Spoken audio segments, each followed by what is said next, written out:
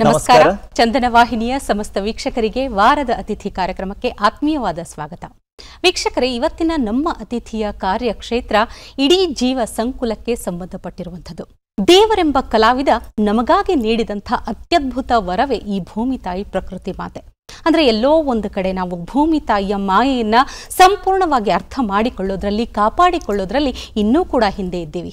ಆದರೆ ಭೂಮಿಯನ್ನ ನಂಬಿ ಬದುಕುವಂಥ ರೈತರಿಗೆ ಯಾವತ್ತೂ ಕೈ ಹಿಡಿದು ಮುನ್ನಡೆಸಿದ್ದಾಳೆ ಆ ಭೂಮಿ ತಾಯಿ. ಅಷ್ಟೇ ಅಲ್ಲ, ಕೃಷಿಯಲ್ಲಿ ಅಡಗಿರುವಂತಹ ಅಭೂತಪೂರ್ವ ವಿಜ್ಞಾನವನ್ನ ಅರಿತಿರುವವರೆಗೂ ಕೂಡ ಕೈ ಹಿಡಿದು ಮುನ್ನಡೆಸಿದ್ದಾಳೆ. ಹಾಗೆ ಕೃಷಿ ಇಲಾಖೆಯಲ್ಲಿ 4 ದಶಕಗಳ ಕಾಲ ಸುದೀರ್ಘ ಸಂಶೋಧನೆ, ಅಧ್ಯಯನ, ಆಡಳಿತ, ಸೇವೆ ಸಲ್ಲಿಸಿರುವಂತಹ ಹಿರಿಯ ಅನುಭವಿಗಳು ಇವತ್ತು ನಮ್ಮೊಟ್ಟಿಗಿದ್ದಾರೆ. ಇವರು ಬರೀ ರೈತಾಪಿ ವರ್ಗದವರಿಗೆ ಆಪ್ತಾರೆ ಅಥವಾ ಬರೀ ವಿದ್ಯಾರ್ಥಿಗಳಿಗೆ ಆಪ್ತಾರೆ ಅಥವಾ ನಗರ ಪಟ್ಟಣ ವಾಸದಲ್ಲಿ ಬದುಕನ್ನು ಕಟ್ಟಿಕೊಳ್ಳೋರಿಗೆ ಅವರಿಗೆ ವಿಶೇಷವಾಗಿ ಮಾರ್ಗದರ್ಶನ ಸೂಚಿಸೋರ? ಖಂಡಿತ ಇಲ್ಲ. ಇಡೀ ಪ್ರಪಂಚದಲ್ಲಿರೋ ಎಲ್ಲರಿಗೂ ಕೂಡ ಬೇಕಾಗಿರುವಂಥ ವಿಶೇಷವಾದ ವ್ಯಕ್ತಿತ್ವ. ಬಹುಶಃ ನನಗನ್ಸುತ್ತೆ ಕೆಲವರಿಗೆ ಮಾತ್ರ ಇಂಥ ಅವಕಾಶ ಸಿಗುತ್ತೆ. ನಾವು ಓದಿದಂಥ ಕಾಲೇಜಿನಲ್ಲಿ ಅಲ್ಲೇನೆ ಎಲ್ಲ ಹಂತಗಳ ಹುದ್ದೆಯನ್ನು ಅಲಂಕರಿಸಿ ಅತ್ಯುನ್ನತವಾದ ಹುದ್ದೆ ಅಂತ ಹೇಳಿದ್ರೆ ಕುಲಪತಿಗಳಾಗೋದು. ಇಷ್ಟೆಲ್ಲವನ್ನು ಮಾಡಿ 41 ವರ್ಷಗಳ ಅನುಭವ, ಇನ್ನೊಂದು ಕಡೆ 14 ವಿವಿಧ ಹಂತದ ಹುದ್ದೆಗಳಲ್ಲಿ ಕೆಲಸ ಮಾಡಿ ಅತ್ಯಂತ ಹೆಗ್ಗಳಿಕೆಯನ್ನು ತಂದುಕೊಂಡಂಥ ಧೀಮಂತ ವ್ಯಕ್ತಿ ಇವತ್ತು ನಮ್ಮೊಟ್ಟಿಗೆ ವಾರದ ಅತಿಥಿಯಲ್ಲಿ ಜೊತೆಯಾಗಿದ್ದಾರೆ. ಅಂದರೆ ಯಾರು ಅನ್ನೋದು ಗೊತ್ತಾಗ್ತಾ ಇದೆಯಾ? ಬಹುಶಃ ಕೆಲವರು ಗೆಸ್ ಮಾಡಿರ್ತೀರಾ, ಆದರೂ ತಿಳ್ಕೊಳ್ಳಿ. ಅವ್ರ ಬಗ್ಗೆ ಒಂದು ಸಣ್ಣ ಪರಿಚಯ ಇಲ್ಲಿದೆ ನೋಡಿ.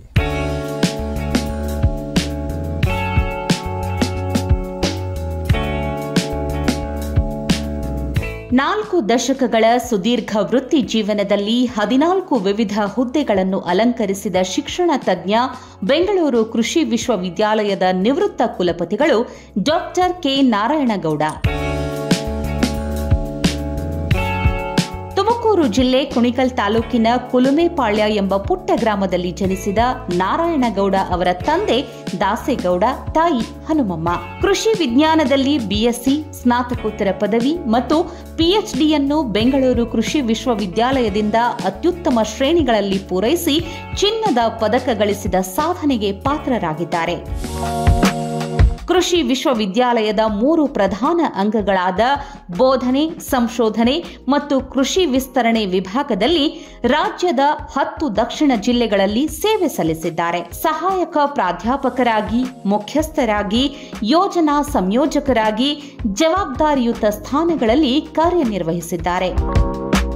2010ರಲ್ಲಿ ತಾವು ಓದಿದ ಬೆಂಗಳೂರು ಕೃಷಿ ವಿಶ್ವವಿದ್ಯಾಲಯದ 14ನೇ ಕುಲಪತಿಗಳಾಗಿ 4 ವರ್ಷಗಳ ಅವಧಿಯನ್ನು ಯಶಸ್ವಿಯಾಗಿ ಪೂರ್ಣಗೊಳಿಸಿದ್ದಾರೆ. ರೈತರಿಗೆ ಮಾತ್ರವಲ್ಲದೆ ಇಡೀ ದೇಶದ ಹಲವಾರು ಭಾಗಗಳಿಗೆ ಅನುಕೂಲವಾಗುವ ಕೃಷಿ ಮಾರ್ಗದರ್ಶಿ ಸೂತ್ರಗಳನ್ನು ನೀಡುವಲ್ಲಿ, ಗ್ರಾಮೀಣ ಯುವಕ ಯುವತಿಯರು, ಮಹಿಳೆಯರು ಸ್ವಾವಲಂಬಿ ಜೀವನ ನಡೆಸಲು ವಿನೂತನ ಯೋಜನೆಗಳನ್ನು ಅನುಷ್ಠಾನಗೊಳಿಸುವಲ್ಲಿ ನಾರಾಯಣಗೌಡ ಅವರು ಪ್ರಮುಖ ಪಾತ್ರ ವಹಿಸಿದ್ದಾರೆ. ರೈತರ ಆದಾಯ ದ್ವಿಗುಣಗೊಳಿಸಿರುವುದಲ್ಲದೆ ಬೆಂಗಳೂರು ಕೃಷಿ ವಿಶ್ವವಿದ್ಯಾಲಯವನ್ನು ದೇಶದ ನಂಬರ್ 1 ಮಟ್ಟಕ್ಕೆ ಕೊಂಡೊಯ್ದ ಹಿರಿಮೆ ಇವರದ್ದು. ಕುಲಪತಿಗಳಾಗಿ 5 ಘಟಿಕೋತ್ಸವಗಳನ್ನು, ಅನೇಕ ಕೃಷಿ ಮೇಳಗಳನ್ನು ಯಶಸ್ವಿಯಾಗಿ ನೆರವೇರಿಸಿದ್ದಾರೆ. ನಾರಾಯಣಗೌಡ ಅವರ ಕಾಲಾವಧಿಯಲ್ಲಿ ರೈತರ ಸೇವೆಗಾಗಿ ಜಿಕೆವಿಕೆ ಆವರಣದಲ್ಲಿ ಇಸ್ರೋ ಸಹಭಾಗಿತ್ವದಲ್ಲಿ ಅಪರೂಪದ ತಜ್ಞರ ಕೇಂದ್ರ ಸ್ಥಾಪಿಸಿ ರೈತರು ಮತ್ತು ಗ್ರಾಮೀಣ ಮಹಿಳೆಯರಿಗಾಗಿ ವಿನೂತನ ತಂತ್ರಜ್ಞಾನಗಳನ್ನು ಪರಿಚಯಿಸಲಾಯಿತು. ಡಾಕ್ಟರ್ ಕೆ ನಾರಾಯಣಗೌಡ ಅವರ ಜೀವಮಾನ ಸಾಧನೆ ಗುರುತಿಸಿ ಕೃಷಿ ರತ್ನ ಪ್ರಶಸ್ತಿ, ಕರುಣಾ ಪ್ರಶಸ್ತಿ, ಕರ್ನಾಟಕ ಸುಪುತ್ರ, ಅತ್ಯುತ್ತಮ ವಿಸ್ತರಣಾ ವಿಜ್ಞಾನಿ ಸೇರಿದಂತೆ ಹಲವಾರು ಬಿರುದುಗಳು ಸಂದಿವೆ. ಒಟ್ಟು 62 ಸಂಶೋಧನಾ ಪ್ರಬಂಧಗಳು, 21 ಕೃಷಿ ಲೇಖನಗಳು, 6 ಪುಸ್ತಕಗಳು, 106 ಕಿರುಹೊತ್ತಿಗೆಗಳು, ಆಕಾಶವಾಣಿ, ದೂರದರ್ಶನ ಕಾರ್ಯಕ್ರಮಗಳಲ್ಲಿ ಕೃಷಿ ಮತ್ತು ಗ್ರಾಮೀಣಾಭಿವೃದ್ಧಿ ಮಾಹಿತಿ ನೀಡುತ್ತಾ ಬಂದಿರುವ ಕ್ರಿಯಾಶೀಲ ಕೃಷಿ ವಿಜ್ಞಾನಿ, ಶಿಕ್ಷಣ ತಜ್ಞ, ನಿವೃತ್ತ ಕುಲಪತಿಗಳಾದ ಡಾಕ್ಟರ್ ಕೆ ನಾರಾಯಣಗೌಡ ಈ ವಾರದ ನಮ್ಮ ಅತಿಥಿ.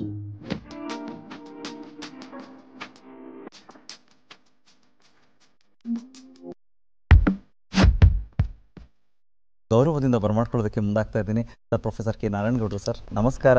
ಪ್ರೀತಿಯಿಂದ ಸ್ವಾಗತ ಸರ್. ನಮಸ್ಕಾರ ಶ್ರೀನಿವಾಸ್ ಅವ್ರಿಗೆ, ಶ್ವೇತಾ ಅವ್ರಿಗೆ.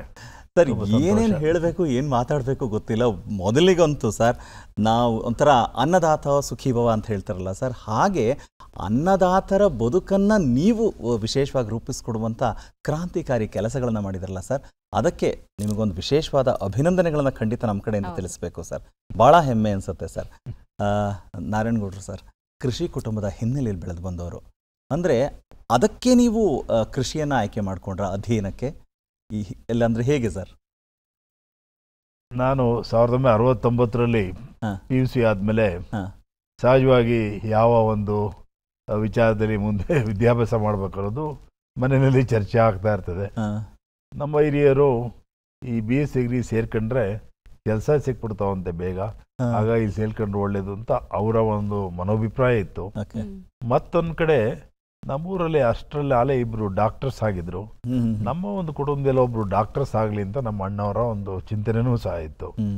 ಇವೆರಡರ ಹಿನ್ನೆಲೆಯಲ್ಲಿ ಈ BSc ಡಿಗ್ರಿ ಅಡ್ಮಿಷನ್ಸು ಮೊದಲೇ ಶುರುವಾಯಿತು ಜೂನ್ ತಿಂಗಳಲ್ಲೇ.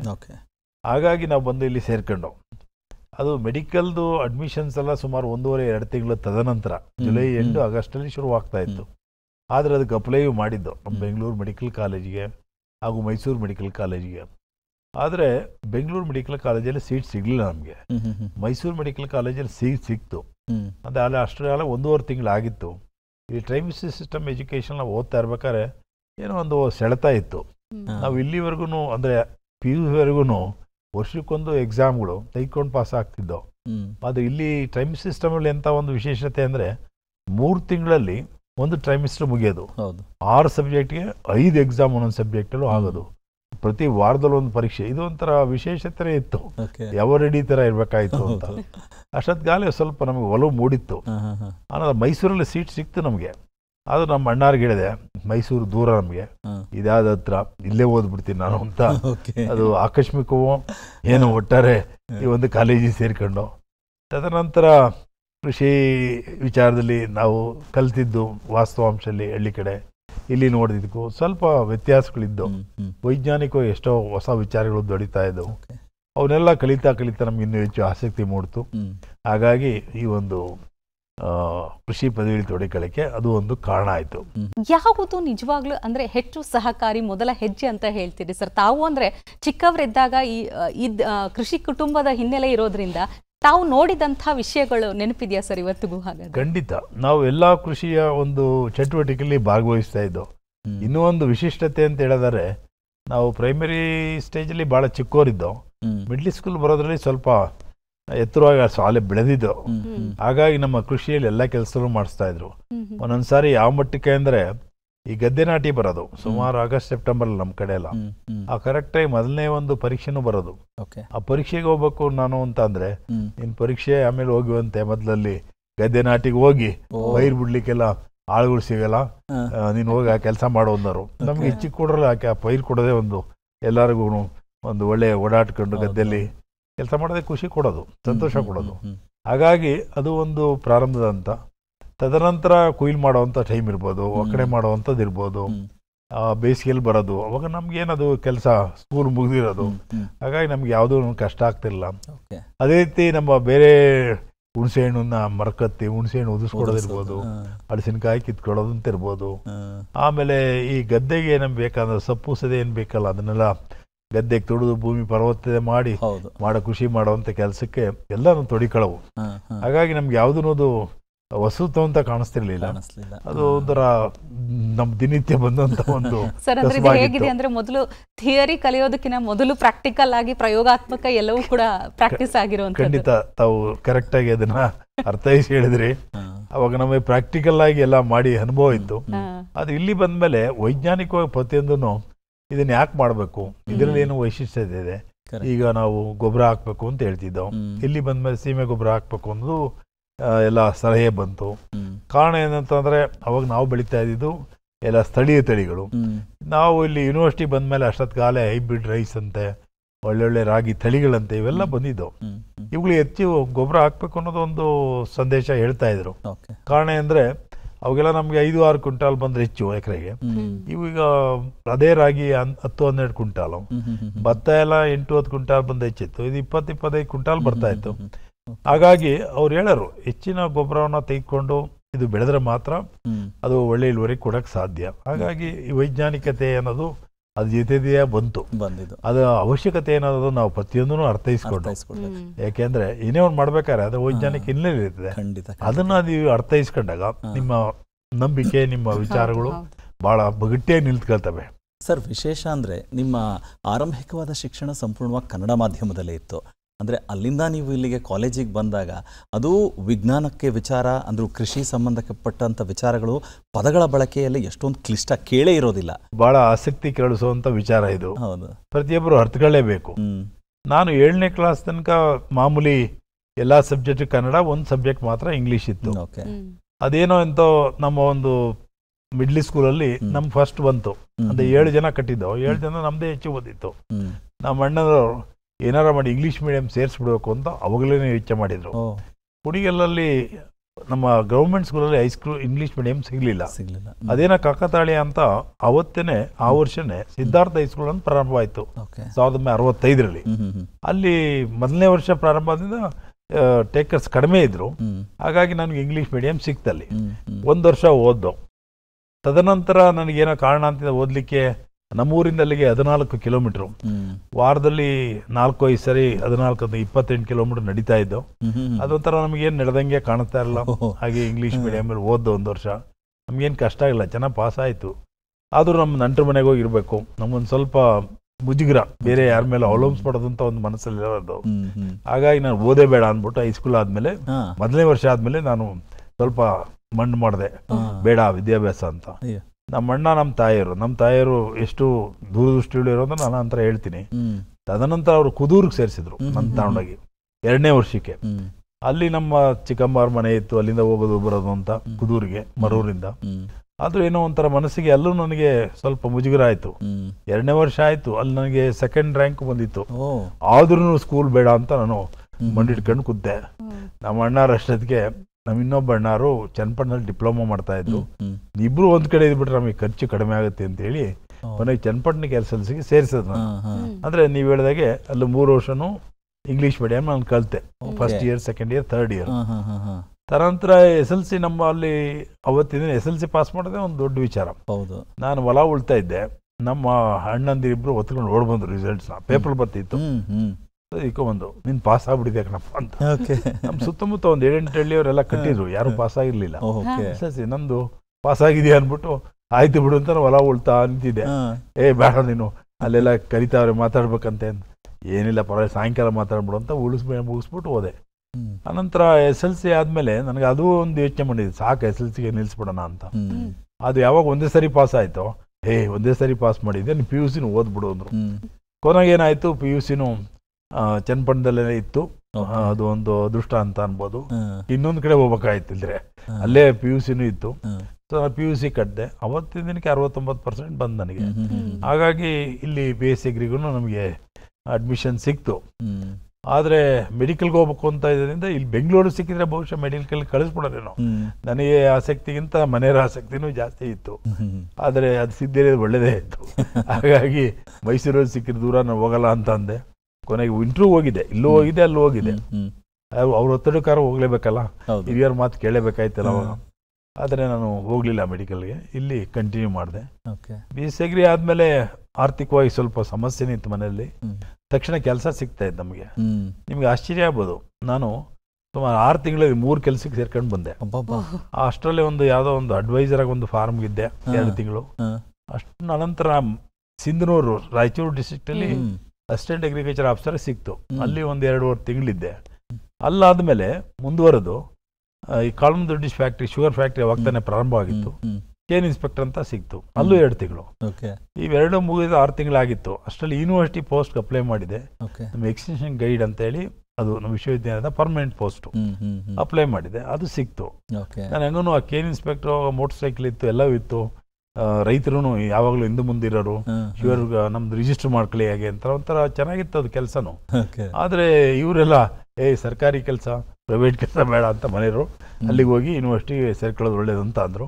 ಹಾಗಾಗಿ ಮಂಡ್ಯದಲ್ಲಿ ಹೋಗಿ ನಾನು ರಿಪೋರ್ಟ್ ಮಾಡ್ಕೊಂಡೆ 74 ಮೇ ತಿಂಗಳಲ್ಲಿ. ಸೊ ಅಲ್ಲಿ ಸುಮಾರು 2.5 ವರ್ಷ ನಾನು ಕೆಲಸ ಮಾಡಿದ್ಮೇಲೆ 2.25 ವರ್ಷ ನಾನು MSc ಓದಬೇಕು ಅಂತ ಭಾಳ ಆಸಕ್ತಿ ಇತ್ತು. ಹೋಗಲೇ ನಾನು ಚಿಕ್ಕದೇ ಓದಬೇಕು ಅನ್ನೋದು ಮೊದಲು ಕಾಳಜಿ ಇತ್ತು. ಅಂದರೆ PUC ಆದ್ಮೇಲೆ ನನ್ನ ಓದಿನ ಒಂದು ರೀತಿನೇ ಬದಲಾವಣೆ. ಅದೇ ಸರ್, ಯಾಕಂದ್ರೆ ತಮ್ಮ ವಿದ್ಯಾಭ್ಯಾಸದ ದಿನಗಳನ್ನ ನೋಡಿದಾಗ ಒಂದು ಕಡೆ ಶಾಲೆ ಶಿಕ್ಷಣ ಬೇಡಪ್ಪ ಇಲ್ಲಿಗೆ ನಿಲ್ಲಿಸ್ಬಿಡೋಣ ಅನ್ನುವಂಥ ಮನಸ್ಥಿತಿ, ಅಂದ್ರೆ ಓದಿನಲ್ಲಿ ಆಸಕ್ತಿ ಯಾವತ್ತೂ ಕಳೆದುಕೊಳ್ಳಿಲ್ಲ, ಅಂದ್ರೆ ಒಳ್ಳೆ ರಿಸಲ್ಟೇ ತೆಗಿತಾ ಇದ್ರಿ. ಅಂದ್ರೆ ಯಾಕೆ ಅಂದ್ರೆ ಜೀವನದಲ್ಲಿ ಯಾವ ಕ್ಷಣ ಅಥವಾ ಯಾವ ಘಟನೆ ನಿಮ್ಮ ವಿಷಯದಲ್ಲಿ ಅಂದ್ರೆ ಇವತ್ತು ಎಷ್ಟೊಂದು ಸಂಶೋಧನಾತ್ಮಕ ಪ್ರಬಂಧಗಳನ್ನ ಬರೆದಿದ್ದೀರಿ ಸರ್, ಇಷ್ಟು ಆಳವಾದ ಅಧ್ಯಯನ ಮಾಡಬೇಕು ಅದೊಂದು ಗಂಭೀರತೆ ಅಂತ ಬಂದಿದ್ದು ಯಾವಾಗ ಸರ್ ತಮಗೆ? ನನಗೆ ಬಂದಿದ್ದು ಬಹುಶಃ PUC ಆದ್ಮೇಲೆ. ಯಾಕೆಂದ್ರೆ ಅಲ್ಲಿವರೆಗೂ ನನಗೆ ಒಂದು ಸವಾಲು ಇದ್ದಿದ್ದು, ನಾನು ಅವಾಗಲೇ ಹೇಳಿದೆ, ನಮ್ಮೂರಿಂದ ಇವ್ರಿಗೆ ಚೆನ್ನಾಗಿ ಗೊತ್ತಿದೆ, 14 ಕಿಲೋಮೀಟರ್ ಕುಣಿಗಲ್ಲು, ಬೆಳಗ್ಗೆ ಹೋಗೋದು, ಮಧ್ಯ 1-2 ದಿನ ಇರೋದು, ತಿರ್ಗಾ ಸಾಯಂಕಾಲ ಬರೋದು, ಹೀಗೆ ಓಡಾಡ್ಕೊಂಡು ಇದ್ದೆ. 28 ಕಿಲೋಮೀಟರ್ ನಡೀತಾ ಇದ್ದೆ ಪ್ರತಿದಿನ. ಹಾಗಾಗಿ ಅದು ಸ್ವಲ್ಪ ಸವಾಲಾಗಿತ್ತು. ಆಗ ಓದ್ಬೇಕೋ ಬೇಡವಾ ಅನ್ನೋ ಒಂದು ಮನೋಭಾವ ಇತ್ತು. ಅಲ್ಲಿಂದ ಕುದೂರು ಸೇರಿಸಿದ್ರು. ಕುದೂರ್ಗೂ ನಮ್ಮೂರ್ಗು ಅಷ್ಟೇ ದೂರನೇ, ಹೆಚ್ಚಿನ ಭಾಗ. ಅಲ್ಲೂ 14 ಕಿಲೋಮೀಟರ್, ಹೋಗಿ ಬರೋದು ಅದು 28 ಕಿಲೋಮೀಟರ್ ಆಗ್ತಾ ಇತ್ತು. ಮಧ್ಯೆ ನಮ್ಮ ಚಿಕ್ಕಮ್ಮನವ್ರ ಮನೆ 1-2 ದಿನ ಇರ್ತಾ ಇದೆ, ಇಲ್ಲ ಅಂತಲ್ಲ. ಅದು ಏನೋ ಮನಸ್ಸಿಗೆ ನನಗೆ ಅಷ್ಟೊಂದು ಸಮಾಧಾನ ಕಾಣಿಸ್ತಿಲ್ಲ. ಅನಂತರ ಯೋಚನೆ ಮಾಡಿದಾಗ ವಿದ್ಯಾಭ್ಯಾಸ ಬಿಡಬೇಕು ಅಂತಿತ್ತು. ನನಗೆ ಚನ್ನಪಟ್ಟಣಕ್ಕೆ ಹೋಗಿ ಸೇರ್ಕೊಂಡ್ಮೇಲೆ ಬಹುಶಃ ಬದಲಾವಣೆಗೆ ಒಂದು ಕಾರಣ ಆಯಿತು. ಒಂದೇನೆಂದರೆ ನಮಗೊಂದೊಂದು ಹಾಸ್ಟೆಲ್ ಗೊತ್ತು ಮಾಡಿದ್ರು, 2 ಊಟ ಎಲ್ಲ ವ್ಯವಸ್ಥೆ ಇತ್ತು. ನಾವು ಓದ್ಬಿಟ್ರೆ ಬೇರೆ ಏನೂ ಇರಲಿಲ್ಲ. ಹಾಗಾಗಿ ಅಲ್ಲಿ ನಾವು ನಿಜವಾಗಿ ಶ್ರದ್ಧೆಯಿಂದ ಓದ್ದು. SLC ಒಂದೇ ಸರಿ ಪಾಸ್ ಆಗ್ಬೇಕಾದ್ರೆ ಅವತ್ತಿನ ಒಂದು ಕಷ್ಟನೇ ಇತ್ತು. ನಂತರ PUCಗೆ ಅಷ್ಟು ಡಿಸ್ಟಿಂಕ್ಷನ್ ಬರೋಕ್ಕೆ ಎಲ್ಲೂ ನಾವು ಅವಾಗೇನು ಟ್ಯೂಷನ್ನು ಮತ್ತೊಂದು ಏನು ಇರಲಿಲ್ಲ, ಓದಿದ್ದು. ಹಾಗಾಗಿ ನಮ್ಮ ನಿಜವಾದ ತಿರುವು ಬಂದಿದ್ದು ಅಲ್ಲಿಂದ. PUC ಒಳ್ಳೆಯ ಒಂದು ತಿರುವು ಕೊಡ್ತು. ಮುಂದೆ ಹಿಂದೆ ನಾವು ಯಾವತ್ತಿನ ತಿರುಗಿ ನೋಡಲೇ ಇಲ್ಲ. ಈಗ ನೀವು ಕನ್ನಡದಲ್ಲೆಲ್ಲ ವಿದ್ಯಾಭ್ಯಾಸ ಮಾಡ್ಕೊಂಬಂದ್ರಿ, ಇಂಗ್ಲೀಷ್ನ ಒಂದು ವಿದ್ಯಾಭ್ಯಾಸ ಬಂದಾಗ ಹೇಗೆ ಅಂತ. ಅದು ನನಗೆ ಅದೃಷ್ಟವೇನೋ, ನಾನು 8ನೇ ಕ್ಲಾಸಿಂದಲೂ ನಾನು ಇಂಗ್ಲೀಷ್ ಮೀಡಿಯಂ ಅಲ್ಲೇ ಓದಿ ಬಂದಿದ್ರಿಂದ ನನಗೇನಂತ ಕಷ್ಟ ಆಗಲಿಲ್ಲ. ಆದರೆ ಒಂದು ಏನಂದ್ರೆ, ಯಾವುದೇ ವಿದ್ಯೆ ಕಷ್ಟ ಇಲ್ಲ, ಮನಸ್ಸು ಬೇಕಷ್ಟೇ. ನೀವು ಹಳ್ಳಿಯಿಂದ ಬರಲಿ, ದಿಲ್ಲಿಂದ ಬರಲಿ, ಎಲ್ಲರಿಗೂ ಅಷ್ಟೇ. ನೀವು ಪ್ರಯತ್ನ ಪಟ್ಟರೆ ಎಲ್ಲದೂ ಖಂಡಿತ ಸಾಧನೆ ಆಗುತ್ತೆ. ನಮ್ಮ ನಿನ್ನೆ UPS ಇವತ್ತು ಪಾಸಾದರಲ್ಲಿ ಹೆಚ್ಚಿನ ಭಾಗ ಬಂದರೆ ಒಂದು 70% ಗ್ರಾಮೀಣ ಹಿನ್ನೆಲೆ ಇರೋರು. ಪೇಟೆಯ ಅಥವಾ ನಗರದ ಹಿನ್ನೆಲೆಗಿಂತ ಅವರೇ ಜಾಸ್ತಿ ಇದ್ದಾರೆ. ಅದಕ್ಕೆ ಪ್ರತಿಯೊಂದಕ್ಕೂ ಅಷ್ಟೇ, ಎಲ್ಲರೂ ಶ್ರದ್ಧೆ ಇದ್ದು ನೀವು ಪ್ರಯತ್ನ ಪಟ್ಟರೆ ಖಂಡಿತ ಯಾವುದೂ ಅಸಾಧ್ಯವಿಲ್ಲ, ಸಾಧ್ಯ ಅಂತ ಖಂಡಿತ ಇದೆ. ಓಕೆ ಸರ್, ಅಂದರೆ ಈಗ ನಿಮ್ಮ ಜರ್ನಿಯಲ್ಲಿ ಗಮನಿಸಿದಾಗ ಬೋಧನೆ ಅನ್ನೋದು ತುಂಬ ಮುಖ್ಯವಾದಂಥ ಭಾಗನೇ. ಅಂದರೆ ನೀವು ಟೀಚ್ ಮಾಡ್ತಾ ಇದ್ದಿದ್ದು. ಸೊ ನಾವು ಓದಿ ತಿಳ್ಕೊಳ್ಳೋದು ಒಂದಾದರೆ, ಎದುರುಗಡೆ ಕೂತಿರೋರಿಗೆ ತಿಳಿಸೋ ರೀತಿನೇ ಬೇರೆನೇ ಸರ್. ಅಂದರೆ it's a big challenge again. ಮತ್ತೆ ತಿರ್ಗಾ ನಾವು ಇನ್ನೊಂದಷ್ಟು ಅಧ್ಯಯನ ಮಾಡಬೇಕು, ಆಳವಾಗಿ ತಿಳ್ಕೊಳ್ಬೇಕು, ಆ ಥರ. ಸೊ ನಿಮಗೆ ಯಾವ್ದು ಖುಷಿ ಕೊಟ್ಟಿದ್ದು ಸರ್ ಹೆಚ್ಚು ಬೋಧನೆ? ನನಗೆ ಬಹಳ ಖುಷಿ ಕೊಟ್ಟಿದ್ದು ಅಂದರೆ, ನಾನು ಪ್ರಾರಂಭದ ಸುಮಾರು 6 ವರ್ಷಗಳು ರೈತರ ಜೊತೆ ನಿರಂತರವಾಗಿ ಕೆಲಸ ಮಾಡಿದೆ. ಅದು ನನಗೆ ಸಾಕಷ್ಟು ಶಕ್ತಿ ಕೊಡ್ತು.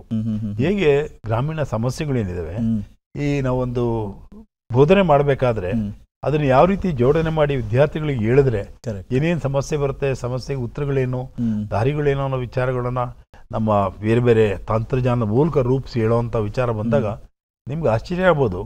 ನಾವೇನೋ ಪಾಠ ಮಾಡ್ತಾ ಇದ್ರೆ ನಮ್ಮ ಸ್ಟೂಡೆಂಟ್ಸ್ ಅಲ್ಲ ಬೇರೆ ಸ್ಟೂಡೆಂಟ್ಸ್ ಬಂದು ಕೂತ್ಕೊಳ್ಳೋರು. ಯಾಕೆಂದ್ರೆ ಇದು ಬಹಳ ಆಸಕ್ತಿ ಇರ್ತದೆ, ಒಳ್ಳೆ ಒಳ್ಳೆ ಉದಾಹರಣೆಗಳು, ವಾಸ್ತವಾಂಶ ಹೇಳ್ತಾರೆ ಅಂತ ಅಂದ್ಬಿಟ್ಟು. ಹಾಗಾಗಿ ನಾವು ಒಂದು ಗ್ರಾಮನ ಅಭಿವೃದ್ಧಿಗೋಸ್ಕರ ಬೀರ್ಗೊಂಡಳ್ಳಿಂದ ಆರಿಸ್ಕೊಂಡಿದ್ದಾವಾಗ ಮಂಡ್ಯ ತಾಲೂಕಲ್ಲಿ 2 ವರ್ಷದಲ್ಲಿ ಅದು ಅಭಿವೃದ್ಧಿ ಮಾಡಿದ ಒಂದು ಗ್ರಾಮ ಹೇಗೆ ಅಂದ್ರೆ ಹೆಮ್ಮೆ ಪಡೋದು. ಅದನ್ನ ರಾಷ್ಟ್ರೀಯ ಮಟ್ಟಕ್ಕೆ ಹೋಯ್ತದ್ದು, ಎಂಟೈರ್ ವಿಲೇಜ್. ಅದ್ರ ಮೇಲೆ ಒಬ್ರು MSc ಮಾಡಿದ್ರು, ಇನ್ನೊಬ್ರು PhD ಮಾಡಿದ್ರು. ಆ PhD ಮಾಡಿದಂತ ಡಾಕ್ಟರ್ AG ಸಾವಂತ್ ಅನ್ನೋರು ಕೊಂಕಣ್ ಕೃಷಿ ವಿದ್ಯಾಪೀಠಕ್ಕೆ ಮುಂದೆ ಅವರು ವೈಸ್ ಚಾನ್ಸಲರ್ ಆಗಿದ್ರು, ASRB ಚೇರ್ಮನ್ ಆಗಿದ್ರು. ಆದ್ರೆ ಅವ್ರಿಗೆ ಈ ಒಂದು ವಿಶೇಷ ಹಳ್ಳಿಲಿ ಮಾಡಿದಂತ ಕೆಲಸಗಳು, ಅಷ್ಟು ಸಂಸ್ಥೆಗಳನ್ನ ಕ್ರೋಢೀಕರಿಸಿ ಸಂಯೋಜನೆ ಮಾಡಿದ್ದು ಅದ್ಭುತವಾದಂಥ ಕೊಡುಗೆ ಇತ್ತು. ಅದು ಖಂಡಿತ ಹೆಮ್ಮೆ ಪಡುವಂಥದ್ದು. ಹಾಗೆ ನೀವು ಯಾವುದೇ ಒಂದು ಕೆಲಸ ತೊಡಿಕೊಂಡ್ರೆ ಯಾವುದು ಕಷ್ಟವಾಗೋದಿಲ್ಲ, ಮನಸ್ಸು ಬೇಕಷ್ಟೇ. ಇದು ಇನ್ನೊಂದು ಅಂದರೆ, ಆ ಪ್ರಾರಂಭಿಕ ವಯಸ್ಸುಗಳಲ್ಲಿ ನಿಮಗೆ ಈ ಒಂದು ಚಟಗಳು, ಅಭ್ಯಾಸಗಳು ಬರ್ತವೆ. ಅವುಗಳನ್ನ ದೂರ ಇಟ್ಟರೆ ಖಂಡಿತ ಯಾರು ಬೇಕಾದ್ರೂ ಸಾಧನೆ ಮಾಡಬಹುದು. ಎಲ್ಲೋ ಒಂದು ಕಡೆ ಆ ಅಭ್ಯಾಸಗಳನ್ನ ಇವರು ತೊಡಿಕೊಂಡ್ರೆ, ದಾಸನ ಆದರೆ ಖಂಡಿತ ಅಲ್ಲೇ ಅವರ ಭವಿಷ್ಯಗಳು ಮಟುಕೊಳ್ಳೋದು ಹೋಗ್ತವೆ. ಇದು ನಾವು ಸಾಕಷ್ಟು ಗಮನಿಸ್ತಾ ಇರ್ತೀವಿ. ಹಾಗಾಗಿ ನಾನು ಕುಲಪತಿಯಾಗಿರ್ಬೋದು, ಪ್ರಾಧ್ಯಾಪಕರಾಗಿರ್ಬೋದು, ಬೇರೆ ಬೇರೆ ಹುದ್ದೆಗಳನ್ನ ಅಲಂಕರಿಸಿ ಮಾತಾಡ್ಬೇಕಾದ್ರೆ ವಿದ್ಯಾರ್ಥಿಗಳೇ ಮೊದಲು ಇಂಥದ್ರಿಂದ ದೂರ ಇರಿ. ಯಾರಾದರೂ ನಿಮಗೆ ಸ್ವಲ್ಪ ಆ ಥರ ಅಂಟಿಸೋರಂತ ಜನ ಕಂಡ್ರೆ ಆದಷ್ಟು ಅವ್ರನ್ನ ದೂರ ಇದ್ರೆ ನಿಮ್ಮ ಭವಿಷ್ಯ ನೀವು ರೂಪಿಸ್ಕೊಳ್ಳಿಕ್ಕೆ ಖಂಡಿತ ಸಾಧ್ಯ ಆಗುತ್ತೆ ಅಂತ ಹೇಳ್ತಾ ಇದ್ದು. ನಾನು ಇಲ್ಲಿದ್ದಾಗ್ಲೂ ಅಲ್ಲಿ ಮಂಡ್ಯದಲ್ಲಿ ಕೆಲಸ ಮಾಡ್ಬೇಕಾದ್ರೆ ಅಷ್ಟು, ಇಲ್ಲಿ ನಾನು 80ರಲ್ಲಿ ಬಂದ್ಮೇಲೆ ಲೆಕ್ಚರರ್ ಆಗಿರ್ಬೇಕಾದ್ರೆ ನಮ್ಮ ಸ್ಟೂಡೆಂಟ್ಸ್ ನಾವು ಯಾವಾಗ ಕಾಲೇಜಲ್ಲಿ ನಾವು ಪಾಠ ಮಾಡ್ಬೇಕಾದ್ರೆ ಹೇಳ್ತಿದ್ದೋ, ಸರ್ ನಾವು ಈ ಸುತ್ತಮುತ್ತ ಗ್ರಾಮಗಳೆಲ್ಲ ಹೋಗಿ ನಾವು ಕೆಲಸ ಮಾಡ್ತೀವಿ ಅಂತ ವಾಲಂಟಿಯರ್ ಬರೋರು ನಾವು ಹೇಳೋ ರೀತಿಯಲ್ಲಿ. ನಾವು ಅವತ್ತಿನ ನಮ್ಮ ಹೆಬ್ಬಾಳ ಆಗ್ಬೋದು, ಅಲ್ಲಿ ಮುಂದೆ ಕೊಡಿಗೇಳಿ ಆಗ್ಬೋದು, ಇವೆಲ್ಲ ಗ್ರಾಮಗಳು ಅಮೃತಹಳ್ಳಿ, ಅಮೃತನಗರ ಅಂತ ಕೆಂಪನಹಳ್ಳಿ ಇವತ್ತೇನಿದೆ ಕೆಂಪಾಪ, ಇವೆಲ್ಲ ನಮ್ಮ ವಿಶ್ವವಿದ್ಯಾಲಯಕ್ಕೆ ಅಟ್ಯಾಚ್ ಮಾಡಿ ಹೆಬ್ಬಾಳ ಕ್ಯಾಂಪಸ್ ಅಟ್ಯಾಚ್. ಅಲ್ಲೋಗಿ ವಾಲಂಟಿಯರ್ ಈವ್ನಿಂಗು ಮತ್ತು ಸಾಟರ್ಡೆ ಸಂಡೇ ಕೆಲಸ ಮಾಡೋರು ಆ ರೈತ ಜೊತೆ. ಹಾಗೆ ನಾವು ಯಾವ ರೀತಿ ವಿದ್ಯಾರ್ಥಿಗಳಿಗೆ ಒಳ್ಳೆಯ ಒಂದು ಸಂದೇಶನ ಕೊಡ್ತೀರೋ ಅದು ಅವರಲ್ಲೇ ಮೊಳಕೆ ಆಗಿ ಅವರು ಅದರಲ್ಲಿ ತೊಡಿಕೊಳ್ಳೋಕ್ಕೆ ತಾನಾಗಿ ಮನಸ್ಸು ಬರುತ್ತೆ. ನಾವು ಆಸಕ್ತಿ ಕೊಡದಲ್ಲೇ ಇದ್ದರೆ ಆ ರೀತಿ ಹೇಳೋವಂಥ ವಿಚಾರದಲ್ಲಿ ಖಂಡಿತ ನಾವು ಆಸಕ್ತಿನ ಅವರಲ್ಲಿ ಸ್ಫೂರ್ತಿದಾಯಕ ಆಸಕ್ತಿನ ತರಲಿಕ್ಕೆ ಸಾಧ್ಯವೇ ಇಲ್ಲ. ಯಾಕೆಂದರೆ ಇದು ಯಾವುದು ಒತ್ತಾಯ ಮಾಡಿ ಮಾಡೋವಂಥ ಕೆಲಸಗಳಲ್ಲ, ತಾನಾಗೇ ಬರಬೇಕು. ನಾನೊಂದು ಸೇವೆ ಮಾಡಬೇಕು, ಆ ಅನ್ನದಾತನಿಗೆ ಏನೋ ಮನೋಭಾವ ಬಂದರೆ ಯಾರೂ ತಡೀಲಿಕ್ಕೆ ಸಾಧ್ಯ ಇಲ್ಲ. ಖಂಡಿತ ಸರ್. ಈಗ ವ್ಯವಸಾಯ ಅಥವಾ ಬೇಸಾಯ ಈ ವಿಚಾರಕ್ಕೆ ಮಾತನಾಡಬೇಕಾದ್ರೆ, ಈಗ ನೀವು ಬಾಲ್ಯದಲ್ಲಿದ್ದಾಗ ಎಲ್ಲವನ್ನೂ ಮಾಡ್ತಾ ಇದ್ದೆ ಅಂತ ಹೇಳಿದ್ರಿ.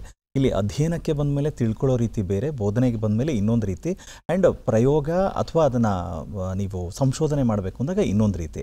ಬಟ್ ಆದರೆ ಒಬ್ಬ ನಿಜವಾದ ರೈತನಾಗಿ ಇದು ಯಾವುದೂ ಅಧ್ಯಯನ ಮಾಡಿಲ್ಲ, ಇಷ್ಟಾದರೂ ಕೂಡ ಅವತ್ತಿನಿಂದ ಮಾಡ್ಕೊಂಡು ಬರ್ತಾ ಇದ್ದಾರಲ್ಲ ಸರ್. ಸೊ ಅಂದರೆ ನಿಮಗೆ ಆ ಅನುಭವ ನೋಡಿದಾಗ ಇಲ್ಲಿ ಬಂದಾಗ ಅವರೆಲ್ಲ ಮಾಡ್ತಾ ಇರೋ ಕ್ರಮಗಳು ಚೆನ್ನಾಗೇ ಇತ್ತಲ್ವ? ಅದಕ್ಕೆ ಇನ್ಯಾವ ರೀತಿಯ ಪುಷ್ಟಿ ಕೊಟ್ಟಂಥ ಕೆಲಸಗಳು ನೀವು ಹೋದ ಮೇಲೆ ಅವರುಗಳಿಗೆ ಅಥವಾ ಆ ರೈತಾಪಿ ವರ್ಗಕ್ಕೆ ನೀವು ಬೋಧನೆ ಮಾಡಿದ್ದು ಸರ್ ಬದಲಾವಣೆಗೆ? ಈಗ ನಮ್ಮ ದೇಶದ ಒಂದು ಆಹಾರದ ಹಿನ್ನೆಲೆ ನಿಮಗೆ ಗೊತ್ತಿರಬೇಕು. ಹೌದು ಸರ್. 1948 ನಮಗೆ ಸ್ವತಂತ್ರ ಬಂದಂಥ ಸಂದರ್ಭದಲ್ಲಿ ಸುಮಾರು 48 ದಶಲಕ್ಷ ಆಹಾರ ಉತ್ಪಾದನೆ ಮಾಡ್ತಿದ್ದವು. ಸುಮಾರು 40 ದಶಲಕ್ಷ ಜನಸಂಖ್ಯೆ ಇದ್ದವು. 40 ಕೋಟಿ ಜನಸಂಖ್ಯೆ ಇದ್ದವು ಅವತ್ತಿನ ದಿನಕ್ಕೆ. ಆದರೆ ನಮಗೆ ಆಹಾರ ಸಾಲ್ತಾ ಇರಲಿಲ್ಲ ಅವತ್ತು. ಏನು ಹೇಳಿ, ಅಷ್ಟು ಬರೀ 40 ಕೋಟಿ ಜನಗಳಿಗೆ ಆಹಾರ ಕೊಡೋಕ್ಕೆ ಸಾಧ್ಯ ಆಗ್ತಿರಲಿಲ್ಲ. ಆದರೆ ಇವತ್ತು ಎಷ್ಟಿದ್ದೀವಿ? 140 ಕೋಟಿ ಜನಸಂಖ್ಯೆ ಇದ್ದೀವಿ. ಆಹಾರ ಉತ್ಪಾದನೆ 330 40 ದಶಲಕ್ಷ ಟನ್ ಹೋಗ್ತಾ ಇದೆ. ಅಂದರೆ ಅವತ್ತು 40 ದಶಲಕ್ಷ ಟನ್ 50 ಇವತ್ತು ಇಷ್ಟು ಪಟ್ಟು ನಮಗೆ ಹೆಚ್ಚುವರಿ ಆಗಿದೆ. ಇದಕ್ಕೆ ಕಾರಣ ಏನು? ವೈಜ್ಞಾನಿಕತೆ ಸಾಕಷ್ಟು ಪರಿಣಾಮ ಬೀರಿದೆ.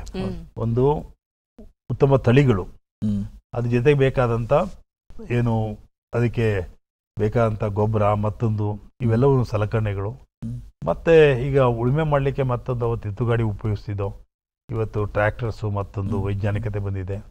ಹಾಗೆ ರೋಗ ರುಜಿನಗಳು ಸಹಜ, ಯಾಕೆಂದರೆ ಹೆಚ್ಚು ಇಳುವರಿ ಕೊಡೋದಕ್ಕೆ ಹೆಚ್ಚು ಕೀಟ ರೋಗದ ಬಾಧೆ ಇದ್ದೇ ಇರ್ತವೆ. ಅವಳನ್ನ ಹತೋಟಿ ಮಾಡಲಿಕ್ಕೆ ಏನು ಔಷಧಿ, ಮತ್ತೊಂದು ಇವೆಲ್ಲವನ್ನು ಕ್ರೋಢೀಕರಿಸಿ ಇವತ್ತು ನಾವು ಇಷ್ಟು ಇಳುವರಿ ಅಂತ ಆಳಲಿಕ್ಕೆ ಸಾಧ್ಯವಾಗಿದೆ. ಅಂದರೆ ಈ ಬದಲಾವಣೆ ತರಬೇಕಾಗಿದ್ರೆ ಸಾಮಾನ್ಯ ರೈತರ ಒಂದು ಮನೋಭಾವ ಅಂದರೆ ಯಾವುದನ್ನು ಹೊಸತನ್ನು ತಕ್ಷಣ ಒಪ್ಕೊಳ್ಳಿಕ್ಕೆ ತಯಾರಿರಲ್ಲ. ಇದು ಒಂದು ಸಹಜವಾಗಿ ಮನುಷ್ಯನ ಒಂದು ಸಹಜವಾದಂಥ ಮನೋಭಾವನೆ ಅಂದರೆ ಬದಲಾವಣೆ ಅಂದ ತಕ್ಷಣ ಸ್ವಲ್ಪ ಯೋಚನೆ ಮಾಡ್ತಾರೆ. ಅದೇ ರೀತಿ ರೈತನ ಮನೋಭಾವದಲ್ಲೂ ಅದೇ ರೀತಿಲೇ. ನಾವು ಹಿಂದೆ ಎಲ್ಲ ಏನು ಗೊಬ್ಬರ ಹಾಕ್ತಲೇ ಬರೀ ಕೊಟ್ಟಿಗೆ ಗೊಬ್ಬರ ಹಾಕಿ ಮಾಡ್ತಿದ್ದೋ, ಇವೆಲ್ಲ ಗೊಬ್ಬರ ಹಾಕ್ಬಿಟ್ರೆ ಏನಾಗುತ್ತೋ ಏನಂತ ಒಂದು ಆತಂಕ ಇತ್ತು. ಹೆಚ್ಚು ಇಳುವರಿ ಕೂಡ ತಳಿಗಳನ್ನ ನಾವು ಬೆಳೀಲಿಕ್ಕೆ ಹಿಡಿದ್ರೆ ಮುಂದೇನಾದ್ರು ಸಮಸ್ಯೆ ಆಗ್ಬೋದ ಅಂತ ಮತ್ತೊಂದು ಇತ್ತು.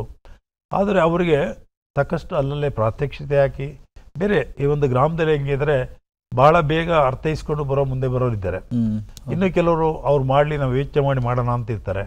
ಇನ್ನು ಕೆಲವರು ಇನ್ನೊಬ್ರು ಎಲ್ಲರೂ ಸ್ವಲ್ಪ ಮುಂದೆ ಯಾರು ಎಲ್ಲ ಮಾಡ್ಲಿ ಆಮೇಲೆ ನೋಡೋಣ ಅಂತಾರೆ. ಈ ರೀತಿಯ ಲೇಯರ್ಸ್ ಇರ್ತಾರೆ. ಯಾರೂ ಪ್ರಪ್ರಥಮವಾದಕ್ಕೇ ಬರ್ಲಿಕ್ಕೆ ಹೆಚ್ಚಿನ ಭಾಗ ತಯಾರಿರಲ್ಲ. ಅದ್ರಲ್ಲಿ ನಾವು ಬಹಳ ಇನೋವೇಟಿವ್ ಫಾರ್ಮರ್ಸ್ ಅಂತೀರಿ, ಬಹಳ ಪ್ರಗತಿಪರ ಚಿಂತಕ ರೈತರು ಇರ್ತಾರೆ. ಅವ್ರ ಮೂಲಕ ನಾವು ಪ್ರಾತ್ಯಕ್ಷಿತೆ ಮಾಡಿ ವಿಚಾರನ ತಿಳಿಸ್ಕೊಡೋಂಥ ಕೆಲಸ ಶುರುವಾದ ಮೇಲೆ ಮುಂದೆ ಇದು ಬೇರೆಯವ್ರಿಗೂ ತಾನಾಗಿನೇ ಅವ್ರು ಇಷ್ಟು ಬೆಳಿಬೇಕಾದ್ರೆ ನಾವು ಯಾಕೆ ಬೆಳಿಬೋದು ಅಂತ ಅವರಾಗೇನೆ ಮುಂದೆ ಬಂದು ಬೆಳೆಯುವಂಥದ್ದು ಸ್ಟಾರ್ಟ್ ಆಗಿದೆ. ಎರಡನೇದು, ನಮ್ಮ ವಿಶ್ವವಿದ್ಯಾಲಯದಲ್ಲಿ ಪ್ರತಿ ವರ್ಷ ನಾವು ಕೃಷಿ ಮೇಳ ಅಂತ ಮಾಡ್ತೀವಿ. ಅಲ್ಲಿ ವಿಶ್ವವಿದ್ಯಾಲಯಕ್ಕೆ ಬಂದಾಗ ಬೇರೆ ಬೇರೆ ತಳಿಗಳು, ಬೇರೆ ಬೇರೆ ಬೆಳೆಗಳು, ವಿತಿಂದಿ ಪ್ರತಿಯೊಂದು ಬೆಳೆಗಳಲ್ಲೂ ಬೇರೆ ಬೇರೆ ವೈದ್ಯ ತಳಿಗಳಿದ್ದಾವೆ. ಹಾಗೆ ಹಲವು ರೀತಿ ಬೆಳೆಗಳಿದ್ದಾವೆ. ಅವರು ಯೋಚನೆ ಮಾಡ್ತಾರೆ, ಈ ಬೆಳೆಗಳನ್ನ ಯಾಕೆ ನಾವು ಬೆಳಿಬಾರ್ದು? ಇಲ್ಲೇ ಬೆಂಗಳೂರು ವಾತಾವರಣ ಅಂದರೆ ಕೆಂಪು ಮಣ್ಣು ಪ್ರದೇಶ ಆಯ್ತು. ಹಾಗಾಗಿ ಆ ಬದಲಾವಣೆ ಮನೋಭಾವ ಅವರಲ್ಲಿ ಹೋಗಿರ್ತದೆ.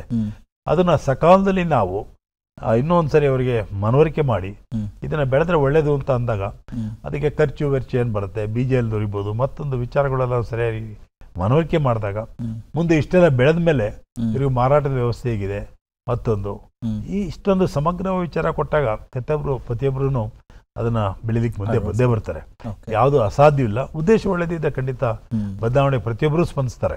ಸರ್, ಆದರೆ ಇಲ್ಲಿ ವಿಶೇಷವಾಗಿ ಇನ್ನೊಂದು ಮುಖ್ಯವಾದದ್ದು ಅಂತ ಹೇಳಿದ್ರೆ ಜನಸಾಮಾನ್ಯರು ಮಾತನಾಡೋದು ಹೌದು, ಇಂಥ ಬದಲಾವಣೆ ಕೃಷಿಯಲ್ಲಿ ಬಂದಿದೆ, ಸಂಶೋಧನೆಗಳಾಗಿದೆ, ಎಲ್ಲವೂ ನಾವು ಒಪ್ತೀವಿ. ಆ್ಯಂಡ್ ಇಳುವರಿನೂ ಜಾಸ್ತಿ ಆಗ್ತದೆ, ಕರೆಕ್ಟ್ ಒಪ್ತೀವಿ. ಆದರೆ ಅದರಲ್ಲಿ ಅಷ್ಟು ನಿಜವಾಗ್ಲೂ ಆರೋಗ್ಯಕರವಾದಂಥ ಪೌಷ್ಟಿಕಾಂಶಗಳು ಇದೆಯಾ? ಯಾಕಂದರೆ ಇದು ಎಲ್ಲ ಫರ್ಟಿಲೈಸರ್ಸು ಮತ್ತು ಕೆಮಿಕಲ್ಸ್ ಎಲ್ಲ ಹಾಕಿಬಿಟ್ಟು ಆಕಾರದಲ್ಲಿ ದೊಡ್ಡದು ಮತ್ತು ಇಳುವರಿಯಲ್ಲಿ ಜಾಸ್ತಿ ಆಗ್ತಾ ಇದೆ ಅನ್ನೋಂಥ ಮಾತುಗಳನ್ನು ಜೊತೆಲಿ ಕೇಳ್ತಾನೆ ಇದ್ದೀವಿ ಸರ್. ಏನು ಹೇಳ್ತೀರಿ ಇದಕ್ಕೆ? ನೀವು ಹೇಳ್ತಾ ಇರೋದು ಹೆಚ್ಚಿನ ಭಾಗ ರೈತರಲ್ಲಿ, ಸಮಾಜದಲ್ಲಿ ಇದು ಚರ್ಚೆ ಆಗ್ತಲೇ ಇದೆ. ಹೌದು ಸರ್, ಆವತ್ತಿಂದಲೂ ಆಗ್ತಾಯಿದೆ, ಇವತ್ತು ಆಗ್ತಾ ಇದೆ. ಇದು ಸಹಜವಾದ್ದು. ಆದರೆ ನಾವು ವಾಸ್ತವಾಂಶಕ್ಕೆ ಬರಬೇಕಾಗುತ್ತೆ. ಏರುತ್ತಿರೋ ಜನಸಂಖ್ಯೆನ ನಾವು ಪ್ರತಿಯೊಬ್ಬರು ಆಹಾರ ಕೊಡಲೇಬೇಕಾಗಿದೆ. ಹಾಗಾಗಿ ಹೆಚ್ಚು ಇಳುವರಿ ಕೊಡೋನ್ನ ತಳಿಗಳನ್ನ ಉಪಯೋಗಿಸ್ಕೊಂಡು ಬೆಳೆದು ಹೆಚ್ಚು ಉತ್ಪಾದನೆ ಮಾಡಲೇಬೇಕಾಗಿದೆ. ಅಂತ ಒಂದು ಸನ್ನಿವೇಶದಲ್ಲಿ ನಾವು ಜನರಿಗೆ ಒಳ್ಳೆ ರೀತಿಯಲ್ಲಿ ಮನವರಿಕೆ ಮಾಡಿ ಹೇಳಿ ಇವು ಹೆಚ್ಚು ಉತ್ಪಾದನೆ ಮಾಡುವಂಥ ಕೆಲಸವನ್ನು ಮಾಡಬೇಕಾಗುತ್ತೆ.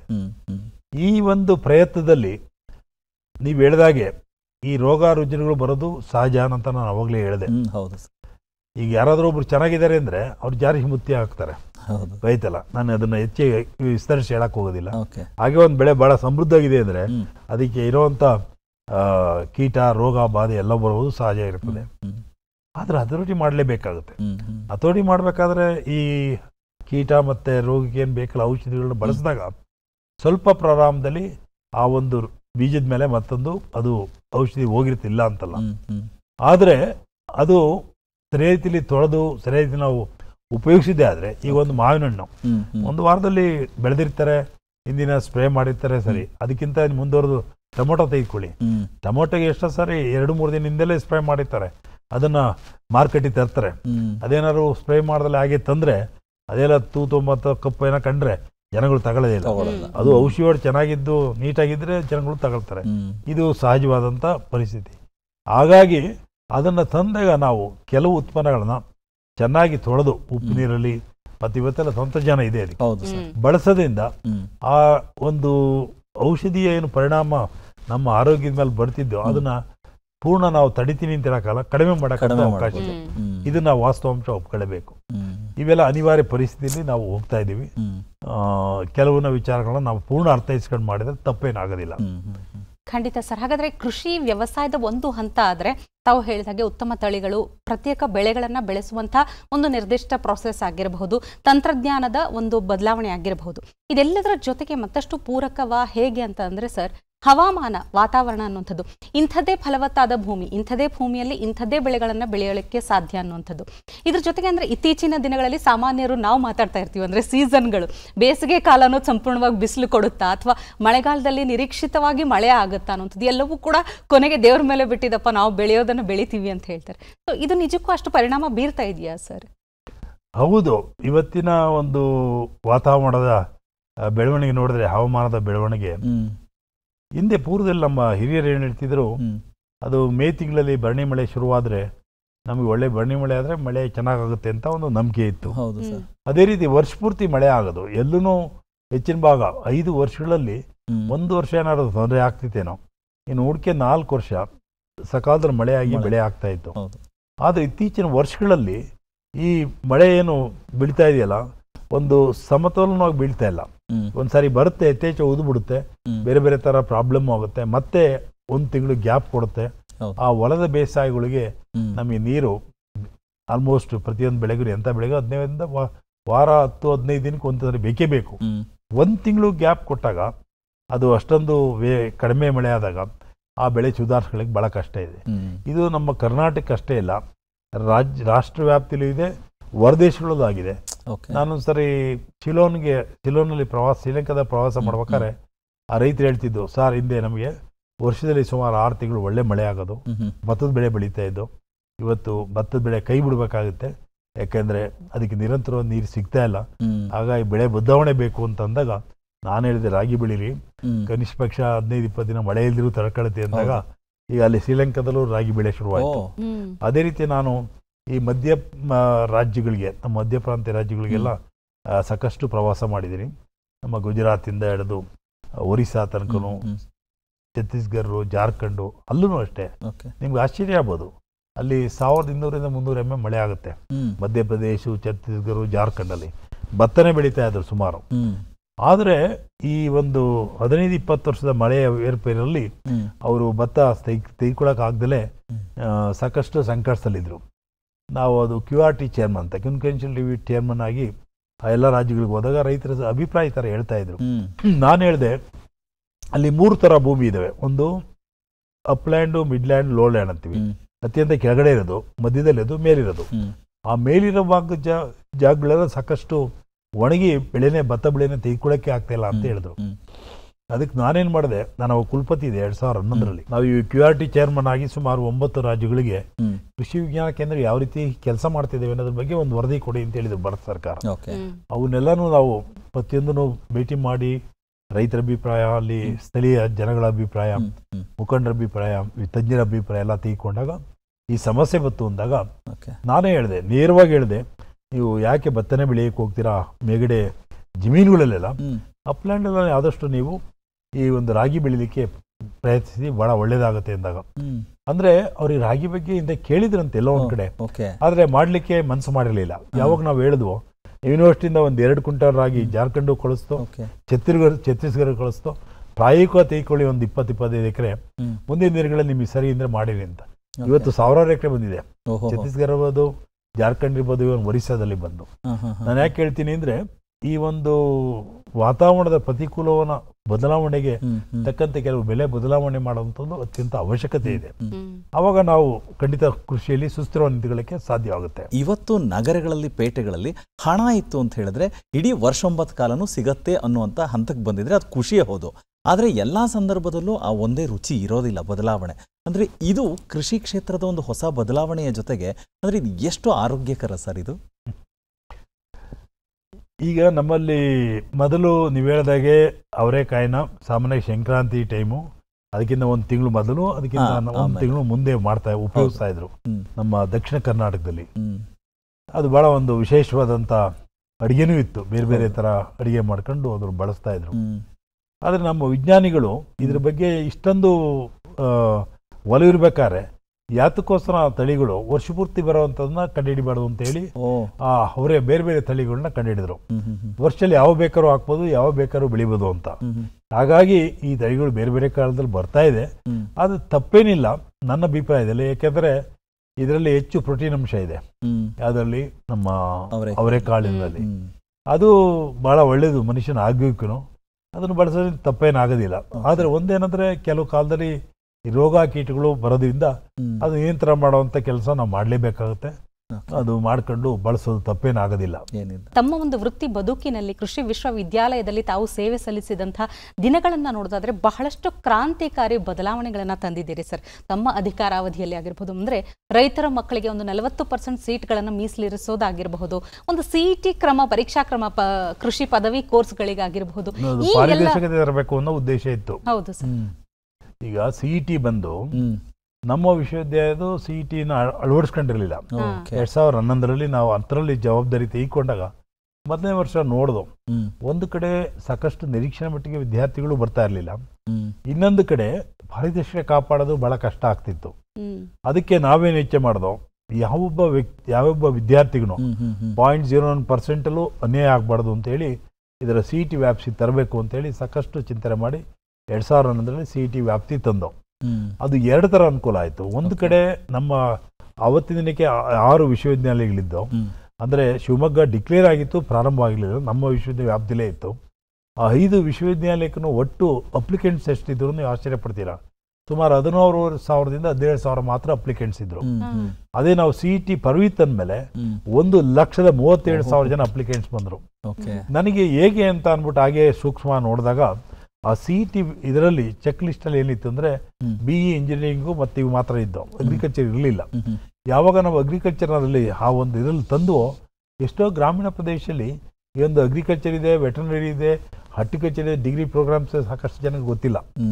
ಸಾಮಾನ್ಯವಾಗಿ ಏನಂದ್ರೆ ಮಕ್ಕಳಿಗೆ ತಂದೆ ತಾಯಿಗಳೇನೋ 2ನೇ ಹೆಚ್ಚಿನ ಭಾಗ ಆವತ್ತಿನ ದಿನಕ್ಕೆ ಇಂಜಿನಿಯರಿಂಗು ಮೆಡಿಕಲ್ ಅಷ್ಟು ಬೇರೆ ಹೇಳ್ತಾ ಇರಲಿಲ್ಲ. ಹಾಗಾಗಿ ಯಾವಾಗ ನಾವು ಒಂದು CET ಪದವಿನ ಎಲ್ಲ ಲಿಸ್ಟ್ ತಂದು ನನಗೆ ಆಶ್ಚರ್ಯ ಆಗೋಯ್ತು. ಹಾಗೆ ನಾನು ಕುಳಿತು ಯೋಚನೆ ಮಾಡಿದಾಗ ಇದು ಎಷ್ಟು ನೋಡಿ ಎಜುಕೇಟ್ ಮಾಡಿದಾಗ ಹೆಂಗೆ ಬದಲಾವಣೆ ಆಗುತ್ತೆ ಅಂತ. ಅನಂತರ ಇನ್ನೊಂದು 60-65% ನಿಂತ್ಕೊತಾ ಇತ್ತು ಇಂದಿನ ಅಡ್ಮಿಷನ್ಸ್ ಎಲ್ಲ. ಯಾವ ನಾವು CET ಪದವಿ ತಂದು 90% ಕಟ್ ಆಫ್ ಜನರಲ್ ಮೆರಿಟ್, ಆಮೇಲೆ 80% ನಮ್ಮ ರಿಸರ್ವೇಶನ್ಗೆಲ್ಲ ಅಲ್ಲಿ ಬಂದು ನಿಂತ್ಕೊಳ್ತು. ಈ ಮಧ್ಯದಲ್ಲಿ ಇದ್ರಲ್ಲ ಆಸಕ್ತಿ ಓದ್ಲೇಬೇಕು ಅಂದರು, ಅವ್ರು ನಮ್ಮ ಮೇಲೆ ಸಾಕಷ್ಟು ಒತ್ತಡ ತಂದ್ರು. ಸರ್, ನಮ್ಮ ಮಕ್ಕಳಲ್ಲಿ ನಾವು ವಿದ್ಯಾವಂತರು ಮಾಡಿ ಉದ್ದಿಮೆ ಕೊಡಿಸ್ಬೇಕು ಅಂತ ಉದ್ದೇಶ ಅಲ್ಲ. ನಾವು ಹೇಳಿ ಕೇಳಿ ಮಲ್ನಾಡೋರು ಮತ್ತೆ ಹೆಚ್ಚಿಗೆ ತೋಟ ಹುಡುಗಿರೋ ಅಂತವ್ರು, ನಮ್ಮ ಮಕ್ಕಳು ವಿದ್ಯಾವಂತರಾದ್ಮೇಲೆ ಇದರಲ್ಲೇ ತೋಡಿಕೊಳ್ಳಿ ಅಂತ ಉದ್ದೇಶದಿಂದ ನಮ್ಗೆ ಏನಾರ ಮಾಡಿ ಸೀಟ್ ಕೊಡ್ಲೇಬೇಕು ನೀವು ಅಂತ ಅನ್ಬಿಟ್ಟು ಅಂದ್ರು. ಏನ್ ಮಾಡ್ಬೇಕು, ಒಂದ್ ಕಡೆ ಸೀಟಲ್ಲಿ ಕಟ್ ಆಫ್ ಆಗೋಗಿದೆ, ಇನ್ನೇನಂತ ಅದೇನೋ ಕಾಕತಾಳಿ ಅಂತೇಳಿ ನಮ್ಮ ವಿಶ್ವವಿದ್ಯಾಲಯದ ಆಕ್ಟ್ ನಾನು ತೆಗೆದು ನೋಡ್ತಾ ಇದ್ದೆ ಆಗಿಂದಾಗೆ. ಆ ಟೈಮ್ ನಾನು ತೆಗೆದಾಗ ಒಂದು NRI ಕೋಟಾ ಪ್ರಾವಿಷನ್ ಇದೆ ಅಂತ ಕೇಳ್ಬಂದು ನೋಡಿದೆ. ಅದಕ್ಕೆ ಏನ್ ಮಾಡೋದು, 5% NRI ಕೋಟಾ ರಿಸರ್ವೇಶನ್ ಮಾಡೋದು. ಅದು ಎಷ್ಟು ಮಟ್ಟಿಗೆ ಅಂದ್ರೆ ನಿಮ್ಗೆ ಆಶ್ಚರ್ಯ ಆಗ್ಬೋದು. 10 ವರ್ಷಗಳಲ್ಲಿ ನಾನು 22-23 ನಮ್ಮ ರಿಜಿಸ್ಟ್ರಾರ್ಗೆಲ್ಲ ಕೇಳಿದೆ, ಎಷ್ಟು ಇದರಿಂದ ಹಣ ಸಂಗ್ರಹಣೆ ಆಗಿದೆ ಹೇಳ್ರಿ ಅಂತ. ಸರ್, ಒಟ್ಟು 6 ವಿಶ್ವವಿದ್ಯಾಲಯಗಳು 465 ಕೋಟಿ ಆಗಿದೆ. ನಮ್ಮ ಬೆಂಗಳೂರು ಒಂದಕ್ಕೆ 130 ಕೋಟಿ ಆಗಿದೆ ಸರ್ ಅಂದ್ರು. ಏನು NRI ಕೋಟಾದಿಂದ. ಇದನ್ನ ಸ್ಟೂಡೆಂಟ್ಸ್ ಇನ್ಫ್ರಾಸ್ಟ್ರಕ್ಚರ್ಗೆ ಮತ್ತು ಕೆಲವು ಸ್ಟೂಡೆಂಟ್ಸ್ ಬೇಕು ಕಮ್ಯುನಿಟೀಸ್ ಮಾತ್ರ ಉಪಯೋಗಿಸ್ಬೇಕು ಅಂತಲೂ ಒಂದು ತೀರ್ಮಾನ ತೆಗೆದುಕೊಂಡಿದ್ರಿಂದ ಎಷ್ಟೋ ಒಂದು ಕೆಲವು ಕಾಲೇಜುಗಳಲ್ಲಿ ಹಾಸ್ಟೆಲ್ಗಳ ಇದರಲ್ಲಿ ಸರಿಯಾಗಿ ಟಾಯ್ಲೆಟ್ಸ್ ಇರ್ತಿರ್ಲಿಲ್ಲ. ಅವು ನಾವೇನು ಇವತ್ತು ಪಂಚಾಯತಿಲಿ ಮಟ್ಟದಲ್ಲಿ ಒಂದು ಟಾಯ್ಲೆಟ್ಸ್ ಇರಬೇಕು, ಮತ್ತೊಂದು ಮಟ್ಟಕ್ಕೆ ಮಾತಾಡ್ತೀವಿ. ವಿಶ್ವವಿದ್ಯಾಲಯದಲ್ಲಿ ಕೊರತೆ ಇತ್ತು. ನಾನು ಹೇಳಿದೆ, ಎಲ್ಲ ಕಾಲೇಜ್ ಕ್ಯಾಂಪಸ್ಸಲ್ಲೂ ಹಾಸ್ಟೆಲ್ಗಳಲ್ಲಿ ಇನ್ನು ಪಬ್ಲಿಕ್ಸ್ ಬರ್ತಾರೆ ಹೋಗ್ತಾರೆ ಅಂತ ಆದರೆ ಆ ಸ್ಥಳಗಳನ್ನು ಟಾಯ್ಲೆಟ್ಸ್ನ ಕಟ್ಟಿಸಿ ಅದು ಮೇಂಟೈನ್ ಮಾಡೋಕ್ಕೂ ವ್ಯವಸ್ಥೆ ಮಾಡಿ ಅಂತ ಹೇಳಿದ್ರು. ಹೀಗೆ ಸ್ಟಡಿ ಸೆಂಟರ್ಸ್ ಮಾಡಬೇಕು ಸ್ಟೂಡೆಂಟ್ಸ್ಗೆ, ಮತ್ತು ಲೈಬ್ರರಿಗೆ ಹೆಚ್ಚು ಪುಸ್ತಕಗಳು ಅವ್ರಿಗೆ ಬೇಕಾದಂತ ತರಿಸ್ಬೋದು, ಮತ್ತು ಅವರಿಗೆ UPSCಗೆ ಮತ್ತೊಂದು ಕೋಚಿಂಗ್ ಮಾಡೋಕ್ಕೂ ಸಪ್ರೇಟ್ ವ್ಯವಸ್ಥೆ ಮಾಡಬೇಕು ಅಂತೇಳಿ ಆ ದುಡ್ಡು ಅದಕ್ಕೇ ಬಳಸೋಕ್ಕೆ ಹೆಚ್ಚು ಅವಕಾಶ ಮಾಡಿಕೊಟ್ಟು ಅದೊಂದು ಬೆಳವಣಿಗೆ ತಾನಾಗಿ ಆಯಿತು. ಮೊದಲನೇದು ಪಾರದರ್ಶಕತೆ, ಎರಡನೇದು ಕ್ವಾಲಿಟಿ, ಇದೆಲ್ಲ ಬರ್ಲಿಕ್ಕೆ ಅನುಕೂಲ ಆಯಿತು. ತಾವು ಮತ್ತೊಂದು ವಿಚಾರ ಕೇಳಿದ್ರಿ, 40% ರಿಸರ್ವೇಷನ್ ಆಫ್ ಸೀಟ್ಸ್ ಬರ್ದಿ ನಮ್ಮ ಅಗ್ರಿಕಲ್ಚರಲ್ ಯೂನಿವರ್ಸಿಟಿಲಿ ಅಂತ ಅಂದ್ಬಿಟ್ಟು.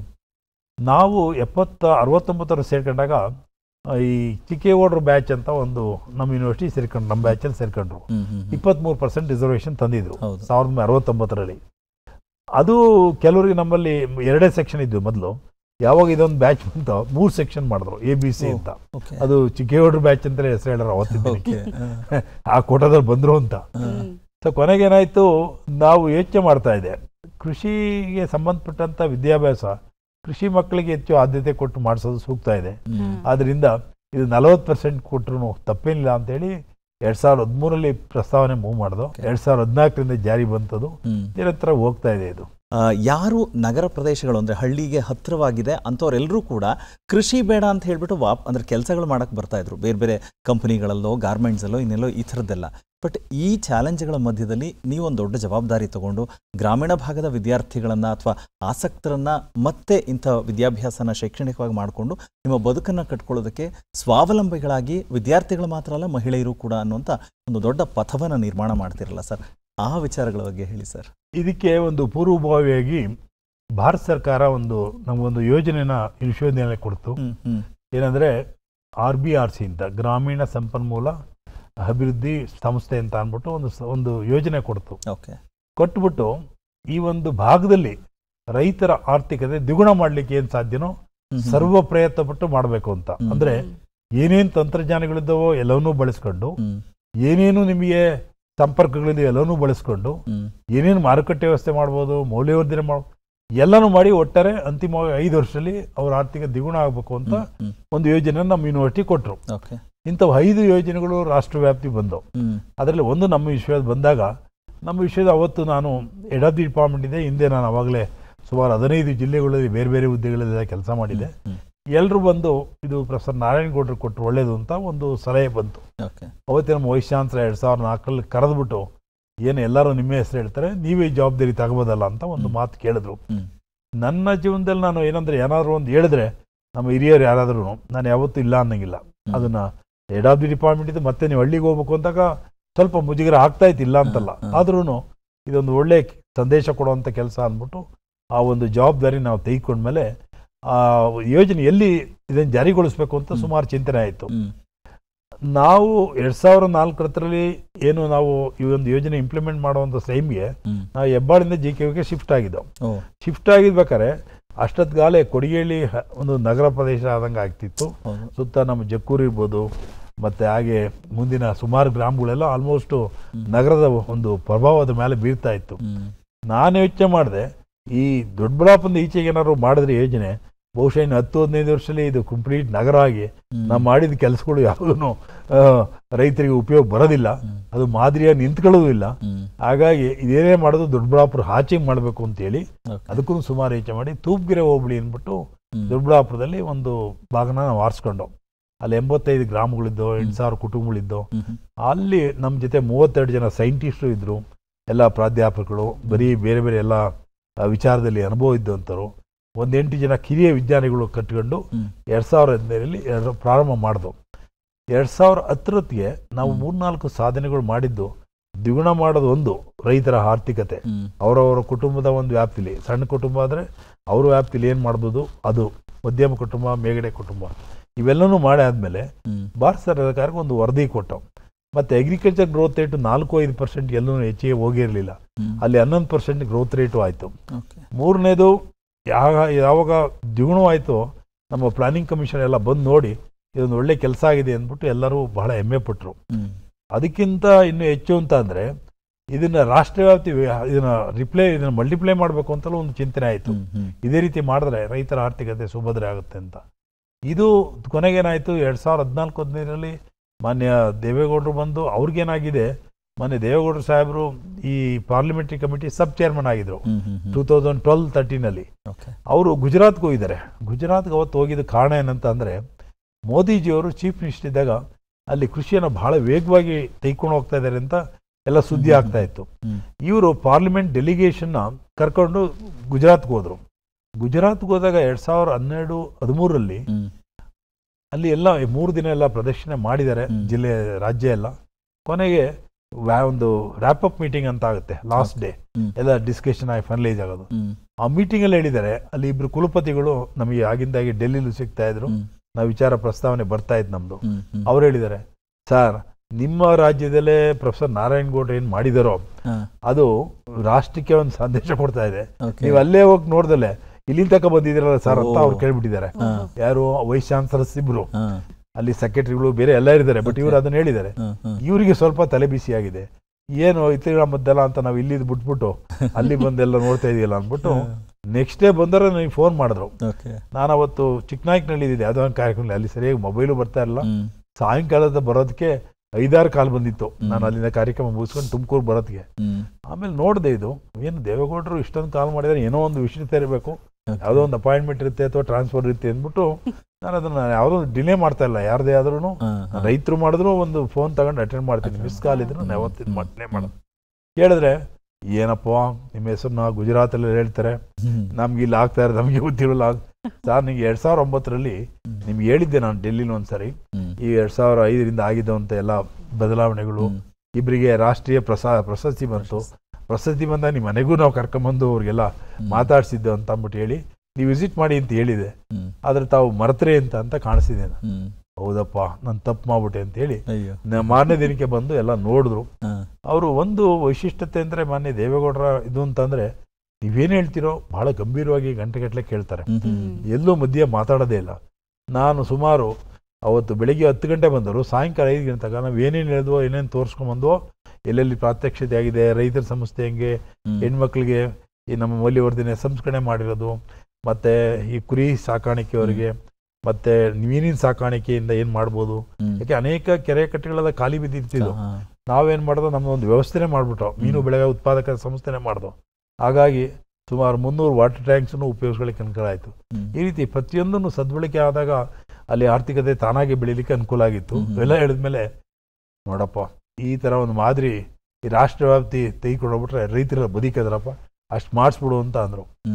ಸರ್ ಅದಕ್ಕೆ ಸರ್ಕಾರದ ಆದೇಶ ಬಂದರೆ ಖಂಡಿತ ನಾವು ನಿಮ್ಮ ಜೊತೆ ಇರ್ತೀವಿ, ಮಾಡೋಣ, ಅದಕ್ಕಿಂತ ಪುಣ್ಯದ ಕೆಲಸ ಏನು ಸರ್ ಅಂತ. ಅವರು ಅಷ್ಟಾದ್ಮೇಲೆ ಏನಾಯಿತು, 2013ರಲ್ಲಿ MLA ಎಲೆಕ್ಷನ್ ಬಂತು. ಅದಾದ ಒಂದು 6 ತಿಂಗಳಲ್ಲಿ ಮತ್ತೆ ತಿರ್ಗಾ MP ಎಲೆಕ್ಷನ್ ಬಂತು. ಆ ಬಿಸಿನಲ್ಲಿ ಅವರು ಮರ್ತರು ಅಂದ್ರೆ ಆ ಒತ್ತಡದಲ್ಲಿದ್ದರು. ಕೊನೆಗೆ 2015 ಜನವರಿನ 5ನೇ ತಾರೀಕು ಮತ್ತೆ ಫೋನ್ ಮಾಡಿದ್ರು, ನೋಡಪ್ಪ ನಾನೊಂದು ಹೇಳಿದ್ದೆ ನಿಮ್ಮ ಇದಕ್ಕೆ ಬಂದು, ಇದೇನೋ ಮಾಡಿ ರಾಷ್ಟ್ರವ್ಯಾಪ್ತಿ ಇಂಪ್ಲಿಮೆಂಟ್ ಮಾಡಲೇಬೇಕು, ನಾನು ಇದರ ಸಮಗ್ರ ವರದಿ ಕೊಡಿ, ಇದನ್ನು ತಗೊಂಡೆ ನಾನು ಮೋದಿಜಿಯವ್ರಿಗೆ ಕೊಡ್ತೀನಿ, ಅವ್ರು ಖಂಡಿತ ಇದಕ್ಕೆ ಪರಿಗಣಿಸ್ತಾರೆ ಅಂತ ಹೇಳಿ ನನಗೆ ಕೇಳಿದರು. ನಾನು ಒಂದು 20 ದಿನ ಟೈಮ್ ತೆಗೆದುಕೊಂಡು ಎಲ್ಲ ನಮ್ಮ ಜೊತೆ ಕೆಲಸ ಮಾಡಿದ್ರೆ ಒಟ್ಟುಗೂಡಿಸಿ ಕಂಪ್ಲೀಟ್ ವರದಿ ತೆಗೆದುಕೊಂಡೆ ಕೊಟ್ಟು ಹೇಗೆ ಮಾಡಿದ್ರೆ ಹೀಗೆ ಆಗುತ್ತೆ ಅಂತ. ಅದನ್ನು 30ನೇ ತಾರೀಕು ಜನವರಿ 5ವರೆಗೆ ಹ್ಯಾಂಡ್ ಓವರ್ ಮಾಡಿದ್ದು ನಮ್ಮ TLB ರಿಲೇ ಆಯಿತು. ಸೊ ನಾರಾಯಣಗೌಡರು ಅವರು ಟೀಮ್ ಎಲ್ಲ ಮಾಡಿದಂಥ ಒಂದು ಯೋಜನೆ ಬಗ್ಗೆ ಮಾನ್ಯ ಮೋದಿಜಿಯವರು ಕೊಟ್ಟು ಇದನ್ನು ಇಂಪ್ಲಿಮೆಂಟ್ ಮಾಡಲಿಕ್ಕೆ ಒಂದು ಒಳ್ಳೆ ಸಂದೇಶ ಕೊಟ್ಟಿದ್ದಾರೆ ಅಂತ ಅಂದ್ಬಿಟ್ಟು ಅದು ಅವರು ಸುಮಾರು 6 ತಿಂಗಳು ಚರ್ಚೆ ಮಾಡಿ 2015ರಲ್ಲಿ ಒಂದು 16 ಡಿಸಿಷನ್ ತಗೊಂಡು ಒಂದು ಮೋದಿಜಿಯವ್ರನ್ನ ಹೇಳಿದ್ರು doubling the income of the farmers ಅಂತ ಬಂತು. 22ರಲ್ಲಿ 16ರಲ್ಲಿ ಸ್ಟಾರ್ಟ್ ಆಗೋದು, 22ರಲ್ಲಿ ಡಬ್ಲಿಂಗ್ ದಿ ಇನ್ಕಮ್ ಮಾಡಬೇಕು ಅಂತ ಯೋಜನೆ ಒಂದು ರೂಪಿಸಿ ಜಾರಿಗೊಳಿಸ್ಬೇಕು ಅಂತ ಒಳ್ಳೆ ಕೆಲಸ ಮಾಡಿದ್ರು. ಇಲ್ಲಿ ರೈತರ ಸಮಸ್ಯೆ ಅಂತ ಬಂದಾಗ ಇವತ್ತಿಗೂ ನಾವು ಅಲ್ಲಲ್ಲಿ ಬಹಳಷ್ಟು ರೈತರ ಆತ್ಮಹತ್ಯೆ ಸುದ್ದಿಗಳನ್ನ ಕೇಳ್ತಾ ಇರ್ತೀವಿ ಸರ್. ಅಂದ್ರೆ ಬೆಳೆ ನಷ್ಟ ಆಗಿರಬಹುದು, ಸಾಲ ತೀರಿಸೋಕಾಗದೇ ಇರೋದಾಗಿರ್ಬೋದು. ಆ ನಿಟ್ಟಿನಲ್ಲಿ ತಾವು ಕೂಡ ಅಂದ್ರೆ ಅಂತಹ ರೈತರಲ್ಲಿ ಒಂದು ಆತ್ಮವಿಶ್ವಾಸ ತುಂಬುವಂತಹ ಕೆಲಸ ಮಾಡಿದಿರಿ ಸರ್ ತಾವು, ಅದ್ರ ಬಗ್ಗೆ ಹೇಳಿ. ಅದಕ್ಕಿಂತ ಮೊದಲೇನೆ ಅವರೊಂದು ಪ್ರಶ್ನೆ ಕೇಳಿದ್ಕೆ ಇನ್ನು ಪೂರ್ಣ ಹೇಳ್ಬೇಕು ನಾವು. ಏನಂದ್ರೆ ಯುವಕರು ಈಗ ಇತ್ತೀಚಿನ ದಿನಗಳಲ್ಲಿ ಹೊರ ನೋಡ್ತಾ ಇದ್ದಾರೆ ಹಳ್ಳಿ ಬಿಟ್ಟು, ಏನ್ ಕಾರಣ ಅಂತ ಹೇಳಿದ್ರು. ನಾನು ಅದೊಂದು ಪೂರ್ಣ ಮಾಡ್ಬಿಡ್ತೀನಿ. ಯಾಕೆಂದ್ರೆ ಯಾವಾಗ ಆರ್ಥಿಕತೆ ನೀವು ದ್ವಿಗುಣವಾದರೆ ಖಂಡಿತ ಯಾರೂ ಹಳ್ಳಿಯಿಂದ ಬಂದು ಹೊರಗಡೆ ಹೋಗ್ಲಿಕ್ಕೆ ಇಷ್ಟಪಡೋದಿಲ್ಲ. ಯಾವಾಗ ಇವತ್ತು ಈ ಉತ್ಪನ್ನಕ್ಕೆ ಸರಿಯಾಗಿ ಬೆಲೆ ಸಿಗ್ತಾ ಇಲ್ಲ, ಮತ್ತೆ ಇದು ಖರ್ಚು ಹುಡ್ತಾ ಇಲ್ಲ ಅನ್ನೋ ಒಂದು ಸನ್ನಿವೇಶ ಬಂದಾಗ ಈ ಸಹಜವಾಗುತ್ತೆ. ನಾವು ಅಲ್ಲಿ ಮಾಡಿದ್ದು ಒಂದು ಸಮಗ್ರ ಕೃಷಿ ಅಂತ. ಸಮಗ್ರ ಕೃಷಿ ಅಂದ್ರೆ ಬರೀ ವ್ಯವಸಾಯ ಮಾತ್ರ ಅವಲಂಬಿಸೋದಲ್ಲ, ತೋಟಗಾರಿಕೆ ಇರ್ಬೋದು, ನಮ್ಮ ಹೈನುಗಾರಿಕೆ ಇರ್ಬೋದು, ಕೋಳಿ ಸಾಕಾಣಿಕೆ ಇರ್ಬೋದು, ಕುರಿ ಇವೆಲ್ಲವೂ ಸಮಗ್ರವಾಗಿ ಸೇರ್ಕೊಂಡ್ರೆ ಕೃಷಿ ಭದ್ರ ನಿಂತ್ಕೊಳ್ಳುತ್ತೆ. ಜೊತೆಗೆ ನಮ್ಮ ಅರಣ್ಯ ಕೃಷಿನೂ ಇರ್ಬೋದು. ಈ ರೀತಿ ಸಮಗ್ರ ಕೃಷಿ ಮಾಡಿದಾಗ ಬರೀ 2 ಎಕರೆ ಇರಲಿ 3 ಎಕರೆ ಇರಲಿ ಅವ್ನ ಕೃಷಿ ಭದ್ರ ನಿಂತ್ಕೊಳ್ಳೋಕೆ ಸಾಧ್ಯ ಆಗುತ್ತೆ. ಜೊತೆಗೆ 1-2 ಹಸುಗಳು ಸಾಕೊಂಡ್ರೆ ಅವ್ನು ನಿರಂತರವಾಗಿ ಅವನಿಗೆ ಆದಾಯ ಬರ್ತಾ ಇರ್ತದೆ, ಭದ್ರವಾಗಿ ನಿಂತ್ಕೊಳ್ತಾನೆ. ಒಂದರಲ್ಲಿ ಉತ್ಪಾದನೆ ಆಗಿ ಮತ್ತೊಂದು ಉಪಯೋಗನೂ ಬರುತ್ತೆ. ಏನು ನಮಗೆ ರಾಸುಗಳಿದ್ದಾಗ ಯಥೇಚ್ಛವಾಗಿ ಸಗಣಿ ಗೇಜ ಮತ್ತೊಂದು ಬರುತ್ತೆ, ಕೃಷಿಗೆ ನಾವು ಗೊಬ್ಬರ ಉಪಯೋಗಿಸೋದು ತರೋದಂತೂ ಕಡಿಮೆ ಆಗುತ್ತೆ. ಅದೇ ರೀತಿಯಲ್ಲಿ ಏನು ಹುಲ್ಲು ಮತ್ತೊಂದು ಏನು ಬರುತ್ತೋ ಅದು ಒಂದಕ್ಕೊಂದಕ್ಕೆ ಹೊಂದಾಣಿಕೆ ಇದೆ, ಅಷ್ಟು ಪವಿತ್ರವಾಗಿದೆ ಇದು. ಇದು ಒಂದು ಭಾಗ. ಎರಡನೇದು ಮೌಲ್ಯವರ್ಧನೆ ಸಂಸ್ಕರಣೆ ಮಾಡಿದ್ರೆ ಪ್ರತಿಯೊಂದು ಉತ್ಪನ್ನನೂ ಖಂಡಿತ ಕೃಷಿಗೆ ರೈತರಿಗೆ ಲಾಭದಾಯಕ ಆಗುತ್ತೆ. ಅದನ್ನ ಹಿರಿಯರು ಮಾಡ್ಲಿಕ್ಕೆ ಇವತ್ತು ಮುಂದೆ ಬರ್ಲಿಕ್ಕೆ ಸಾಧ್ಯ ಆಗ್ತಾ ಇಲ್ಲ. ಆದ್ರೆ ಯುವಕರಿಗೆ ನಾವು ಆ ಕೆಲಸವನ್ನು ತೊಡಗಿಸಿದ್ರೆ, ಒಂದು ಪಂಚಾಯತ್ ವ್ಯಾಪ್ತಿಯಲ್ಲಿ ಪ್ರೊಸೆಸಿಂಗ್ ಯೂನಿಟ್ ಮಾಡಿದ್ರೆ ಅವರೆಲ್ಲರೂ ನಾವು ಅಲ್ಲಿ ಉಳಿಸ್ಕೊಳ್ಳೋಕ್ಕೆ ಸಾಧ್ಯ ಇದೆ. ನಾನು ಅವಾಗಲೇ ಹೇಳ್ತಾ ಇದ್ದೆ ತಮಗೆ, ಹುಣಸೆ ಹಣ್ಣು ತೆಗೆದುಕೊಳ್ಳಿ, ಹುಣಸೆ ಹಣ್ಣು ಅಮೃತದಷ್ಟು ಪವಿತ್ರವಾದ. ಈಗ 2-3 ವರ್ಷದಿಂದ ಉದುರಿಸ್ಲಿಕ್ಕಾಗಲಿ ಅಂತ ರೈತರು ಸಾಕಷ್ಟು ಒದ್ದಾಡ್ತಾ ಇದ್ದಾರೆ. ಒಂದ್ ಕಡೆ ಉತ್ಪಾದನೆ ಮಾಡಿದ್ನ ಬಳಸ್ಕೊಳ್ಳೋಕೆ ಆಗದಿಲ್ಲ ಅಂತಾದ್ರೆ ನಾವೆಲ್ಲ ಒಂದ್ ಕಡೆ ಖಂಡಿತ ತಪ್ಪು ಮಾಡ್ತಿದ್ದೀವಿ ಅಂತ ಸಂದೇಶ ಕೊಡುತ್ತೆ. ಆ ಹಿನ್ನೆಲೆಯಲ್ಲಿ ನಾವು ಮೌಲ್ಯವರ್ಧನೆ ಸಂಸ್ಕರಣೆ ಬರೀ ಹುಣಸೆ ಹಣ್ಣಿಗೆ ಅಷ್ಟೇ ಅಲ್ಲ, ನಮ್ಮಲ್ಲಿರುವಂತ ಇವತ್ತು ಹಲವು ಉತ್ಪನ್ನಗಳಿದ್ದಾವೆ. ಏನು ತೆಂಗಿರ್ಬೋದು, ತೆಂಗಿನ ಒರಿಜಿನ್ ಕೋಕೋನಟ್ ಆಯಿಲ್ನ ಈಗ ಸಾಕಷ್ಟು ಯುವಕರಿಗೆ ಪ್ರೋತ್ಸಾಹಿಸ್ತಿದೀವಿ. ಅದು ಅಮೃತವಾದಷ್ಟು ಪವಿತ್ರವಾದ ಒರಿಜಿನ್ ಕೋಕೋನಟ್ ಆಯಿಲ್. ಅದೇ ರೀತಿ ಹಳಸಿನಲ್ಲಿ ಇವತ್ತು ನಾವು ಐಸ್ ಕ್ರೀಮ್ ಮತ್ತೊಂದು ಮಾಡ್ಲಿಕ್ಕೂ ಉಜ್ವಲ ಅವಕಾಶ ಇದೆ. ಹಾಗೇನೆ ಪ್ರತಿಯೊಂದು ಉತ್ಪನ್ನಕ್ಕೂ ನಾವು ಮೌಲ್ಯವರ್ಧನೆ ಸಂಸ್ಕರಣೆ ಮಾಡಿದ್ರೆ ಒಂದು ಗ್ರಾಮೀಣ ಪ್ರದೇಶದಲ್ಲಿ ಸಾಕಷ್ಟು ಯುವಕರಿಗೆ ಉದ್ಯಮ ಕೊಡ್ಬೋದು. ಇನ್ನೊಂದು ಕಡೆ ನಮಗೆ ರೈತರಿಗೆ ಒಂದು ಒಳ್ಳೆ ಬೆಲೆ ಕೊಡ್ಬೋದು. ಮತ್ತೊಂದು ಯಾವುದೇ ಒಂದು ಉತ್ಪನ್ನ ಪೋಲ್ ಆಗ್ಲಿಕ್ಕೆ ಅವಕಾಶ ಇಲ್ಲ. ಒಂದ್ ಕಡೆ ಎಲ್ಲ ಉತ್ಪನ್ನ ಮುಖ್ಯವಾಗಿ ತರ್ಬೋದು, ಯಾವುದನ್ನು ಒಂದ್ ಸ್ವಲ್ಪನೂ ಪೋಲ್ ಆಗ್ಲಿಕ್ಕೆ ಸಾಧ್ಯ ಇಲ್ಲ. ಒಳ್ಳೆ ಬೆಲೆ ಕೊಡ್ಬೋದು. ಇದನ್ನ ಮಾಡೋದ್ರಿಂದ ನೀವು ಗ್ರಾಮೀಣ ಯುವಕರು ಯಾರನ್ನು ವಲಸೆ ಬರುವಂತ ಅವಶ್ಯಕತೆ ಇಲ್ಲ, ಸಾಕಷ್ಟು ಅವಕಾಶಗಳಿದ್ದಾವೆ. ಅದೇ ರೀತಿ ಇವತ್ತು ಯಾಂತ್ರೀಕರಣ ಪ್ರಾರಂಭವಾಗ್ತಾ ಇದೆ. ಒಂದ್ ಕಡೆ ಒಂದು ಕಾಲದಲ್ಲಿ ನಾವು ಸಾಕಷ್ಟು ಎತ್ತುಗಳಲ್ಲೇ ಉಳುಮೆ ಮಾಡ್ತಿದ್ದೆವು, ನಾವೆಲ್ಲ ಕೆಲಸ ಮಾಡದಂತವ್ರು. ಆದ್ರೆ ಇವತ್ತು ಕಾಲಕ್ರಮೇಣ ಬೇರೆ ಬೇರೆ ಕಾರಣಗಳಿಂದ ಅವು ಕಡಿಮೆ ಆಗ್ತಾ ಇದ್ದಾವೆ. ಅದರಿಂದ ಉಳುಮೆ ಮಾಡುವಂತ ಅನಿವಾರ್ಯದಿಂದ ಎಷ್ಟೋ ಜನ ಟ್ರ್ಯಾಕ್ಟರು ಪವರ್ ಟಿಲ್ಲರ್ಸ್ ಇಟ್ಕೊಂಡು ಯುವಕರು ಅದರಲ್ಲೇ ಒಂದು ಉದ್ದಿಮೆ ಕಟ್ಕೊಂಡು ಅವರು ಇದ್ದಾರೆ. ಈ ಥರ ಹಲವತ್ತು ಅವಕಾಶಗಳಿದ್ದಾವೆ. ಅದನ್ನ ಸದ್ಬಳಕೆ ಮಾಡುವಂಥದ್ದು, ಸರಿಯಾದ ಮಾರ್ಗದರ್ಶನ ಕೊಡೋದು, ಅವರಿಗೆ ಪ್ರೋತ್ಸಾಹ ಕೊಡುವಂಥದ್ದು, ಅವ್ರಿಗೆ ಬೇಕಾದಂಥ ವಾತಾವರಣನ ನಾವಲ್ಲಿ ಇದು ಮಾಡಿದ್ರೆ ಖಂಡಿತ ಸಾಧ್ಯ ಆಗುತ್ತೆ. ಇವೆಲ್ಲವನ್ನು ನಾವು ಮಾಡಿದಾಗ ಭಾರತ ಸರ್ಕಾರ ಒಂದು ಯೋಜನೆಗೆ ನಮಗೆ ಚೇರ್ಮನ್ನೇ ಮಾಡಿ ಒಂದು ಅಧ್ಯಕ್ಷರೇ ಮಾಡಿ ಜವಾಬ್ದಾರಿ ವಹಿಸಿದ್ರು, ಆರ್ಯ ಅಂದ್ಬಿಟ್ಟು. ಆರ್ಯ ಅಂದ್ರೆ attracting of retaining of youth in agriculture ಅಂತ. Attracting and retaining of youth in agriculture ಅಂತ ತಾವೇನೇ ಹೇಳಿದ್ರು, ಈ ವಲಸೆ ಹೋಗ್ತಾ ಇದ್ದಾರೆ ಯುವಕರೆಲ್ಲ. ಆದ್ರಿಂದ ಇವ್ರನ್ನ ಯಾವ ರೀತಿ ಉಳಿಸ್ಕೋಬೇಕು ಅಂತ ಬಂದಾಗ ಇದಕ್ಕೊಂದು ಯೋಜನೆನ ನೀವೇ ಜವಾಬ್ದಾರಿ ತೆಗೆದುಕೊಂಡು ಮಾಡಿ. ಯಾಕೆ ನೀವೇನು ಈಗ ದೊಡ್ಡಬಳ್ಳಾಪುರ ಒಂದು ಮಾಡಿದಿರೋ ಅಲ್ಲಿ ಸಾಕಷ್ಟು ಇವೆಲ್ಲ ನಿಮ್ಮ ಅನುಭವ ಇದೆ ಅಂತೇಳಿ ಭಾರತ ಸರ್ಕಾರ ನಮಗೆ ಜವಾಬ್ದಾರಿ ಕೊಟ್ಟರು. ಅದ್ರ ಜೊತೆ ನಮ್ಮ ಬೇರೆ ಕಮಿಟಿ ಮೆಂಬರ್ಸ್ 5 ಜನ ಮಾಡಿದ್ರು, ರಾಷ್ಟ್ರ ವ್ಯಾಪ್ತಿ ಇರೋಲ್ಲ. ಸೊ ಅದಕ್ಕೆ ನಾವು ಒಂದು ಸಮಗ್ರ ವರದಿ ಕೊಟ್ಟು ಏನಂದ್ರೆ ಯಾವ ರೀತಿ ಯುವಕರನ್ನ ಕೃಷಿಯಲ್ಲಿ ಆಕರ್ಷಣೆ ಮಾಡ್ಬೋದು, ಉಳಿಸ್ಕೋಬಹುದು, ಸುಸ್ಥಿರವಾಗಿ ನಿಲ್ಲಿಸ್ಬೋದು ಅಂತ ಅಂದ್ಬಿಟ್ಟು ಅದು ಈಗ ಸುಮಾರು 200 ಕೃಷಿ ವಿಜ್ಞಾನ ಕೇಂದ್ರ ರಾಷ್ಟ್ರವ್ಯಾಪಿ ಇಂಪ್ಲಿಮೆಂಟ್ ಆಗ್ತಾ ಇದೆ ಆ ಯೋಜನೆ 2014-15 ಅದು ನಾವು ಇನ್ನು 732 ಕೃಷಿ ವಿಜ್ಞಾನ ಕೇಂದ್ರವೇ, ಪ್ರತಿಯೊಂದು ಜಿಲ್ಲೆಗೂ 1-2 KVK ಅಲ್ಲಿ ನೀವು ಎಲ್ಲಾ ಜಿಲ್ಲೆಯಲ್ಲೂ ಶುರು ಮಾಡಿ ಅಂತ ನಾವು ಹೇಳಿದೀವಿ. ಇನ್ನು ಮುಂದುವರೆದು ಕೆಲವು ನಮ್ಮ ಬರೀ ರಾಗಿ ಭತ್ತ ಬೆಳೆಯೋದ್ ಜೊತೆಗೆ ಈ ಕೆಲವು ಲಾಭದಾಯಕ ಬೆಳೆಗಳಿದಾವೆ, ಇಲ್ಲ ಅಂತಲ್ಲ. ಅವುಗಳು ಯಾವುದು ಆಯಾ ಕಾಲಕ್ಕೆ ತಕ್ಕನಾಗಿ ಅದು ಅಲ್ಪಾವಧಿ ಬೆಳೆಗಳು, ದೀರ್ಘಾವಧಿ ಬೆಳೆ, ಇವುಗಳನ್ನ ನಾವು ಪ್ರೋತ್ಸಾಹಿಸಿದ ಆದ್ರೆ ಹೆಚ್ಚು ಸದೃಢಗೊಳ್ಳಕ್ಕೆ ಅವಕಾಶ ಇದೆ. ಮೌಲ್ಯವರ್ಧನೆ ಸಂಸ್ಕರಣೆ ಮಾಡುವಂಥದ್ದು ಇವೆಲ್ಲವೂ ಜೋಡಿಸಿದ್ರೆ ಖಂಡಿತ ಯಾರೂ ಹಳ್ಳಿ ಕಡೆಯಿಂದ ಹೊರಗಡೆ ಹೋಗ್ಲಿಕ್ಕೆ ಇಷ್ಟಪಡೋದಿಲ್ಲ. ಪಟ್ಟಣ ಜೀವನ ಕೆಲವು ದಿನಗಳು ಬಹಳ ಚೆನ್ನಾಗಿ ಕಾಣಿಸುತ್ತೆ, ಆಮೇಲೆ ಗೊತ್ತಾಗುತ್ತೆ ಇಲ್ಲಿ ಎಷ್ಟೊಂದು ಸವಾಲುಗಳಂತ. ಅವರೇ ಕೆಳಗೆ ಹಿಂದಕ್ಕೆ ಹೋಗೋಕ್ಕೂ ಇಷ್ಟಪಡ್ತಾರೆ. ಯಾಕೆ ಒಂದು ಘಟನೆ ಮುಂದೆ ಹೇಳೋದಕ್ಕೆ ನಾನು ಇಷ್ಟಪಡ್ತೇನೆ. 2011ರಲ್ಲಿ ಒಂದು ತಂಡ ಬಂತು, ಯಾರು ನಮ್ಮ ITBT ಅವ್ರು ಬಂದು ಅವ್ರು ಏನು ಹೇಳಿದ್ರು, ಸರ್ ನಮಗೆ ITBT ಕೆಲಸ ಈ ಕಂಪ್ಯೂಟರ್ ಮುಂದೆ ಕುಂತು ಸಾಕಾಗಿದೆ, ನಮಗೆ ಕೃಷಿ ಮತ್ತು ಪ್ರಕೃತಿ ಮಧ್ಯೆ ಇರಬೇಕು ಅಂತ ಮನಸ್ಸಿದೆ, ನಮಗೆ ಸ್ವಲ್ಪ ಜಮೀನು ಇದೆ, ನಮಗೊಂದು ಮಾರ್ಗದರ್ಶನ ಕೊಟ್ಟರೆ ಖಂಡಿತ ನಾವೆಲ್ಲ ವಾಪಸ್ ಹೋಗಿ ಉಳ್ಕೋತೀವಿ ಅಂತ ಹೇಳಿದ್ರು. ಅದಕ್ಕೆ ನಮ್ಮ ಒಂದು ವಿಷಯದಲ್ಲಿ ಕೆಲವೆಲ್ಲ ಪ್ರಾಧ್ಯಾಪಕರು ಕರೆಸಿ ಇದಕ್ಕೆ ಏನು ಮಾಡ್ಬೋದು ಅಂತ ಒಂದು ಮಾಡ್ಯೂಲ್ ರೆಡಿ ಮಾಡಿ, ಒಂದು ಕೋರ್ಸ್ನೇ ರೆಡಿ ಮಾಡಿ ಅದನ್ನು ಒಂದು ಸ್ವಲ್ಪ ಡಿಸ್ಕಸ್ ಮಾಡಿ ಅವ್ರಿಗೆ ಪೂರ್ವಕವಾದ ಏನು ಬೇಕೋ ಅದನ್ನು ನಾವು ಶುರು ಮಾಡೋಣ ಅಂತ ಹೇಳಿದವು. 2012ರಲ್ಲಿ ನಾವು ಪ್ರಥಮವಾಗಿ ಶುರು ಮಾಡಿದೆವು. ಅದು ವಾಲಂಟಿಯರ್ ಅಷ್ಟೇ. ಇದು ಆಸಕ್ತಿ ಇರೋರು ಬಂದು ರಿಜಿಸ್ಟರ್ ಮಾಡಬೇಕು. ಒಂದು ರೀಸನಬಲ್ ಸೈಜ್ 25 ಜನ ಗ್ರೂಪ್ ಬಂದರೆ ನಾವು ಸ್ಟಾರ್ಟ್ ಮಾಡಿದೆವು. ನಾನು ಯಾಕೆ ಕೇಳ್ತೀನಿ ಅಂದರೆ, ಕೃಷಿ ಬಗ್ಗೆ ಆಸಕ್ತಿ ಇದ್ದೇ ಇದೆ, ಆದರೆ ಯಾವ ರೀತಿ ನಾವು ಅವ್ರಿಗೆ ಒಳ್ಳೆ ರೀತಿ ಮಾರ್ಗದರ್ಶನ ಕೊಟ್ಟು ಶಕ್ತಿ ತುಂಬ್ತೀವಿ, ದಾರಿಗಳು ತೋರಿಸ್ತೀವಿ, ಲಿಂಕೇಜ್ ತರ್ತೀವಿ, ಇವೆಲ್ಲ ಮಾಡಿದ್ರೆ ಖಂಡಿತ ಮುಂದಿನ ದಿನಗಳಲ್ಲಿ ಕೃಷಿ ಚೆನ್ನಾಗಿ ಬೆಳವಣಿಗೆ. ಯಾಕಂದರೆ ನಮ್ಮ ಭೂಮಿ, ನಮ್ಮ ದೇಶ ಅತ್ಯಂತ ಫಲವತ್ತಾದ್ದು, ಅತ್ಯಂತ ನೀರಿನ ವ್ಯವಸ್ಥೆನೂ ಸಾಕಷ್ಟಿದೆ, ಇಲ್ಲ ಅಂತಲ್ಲ.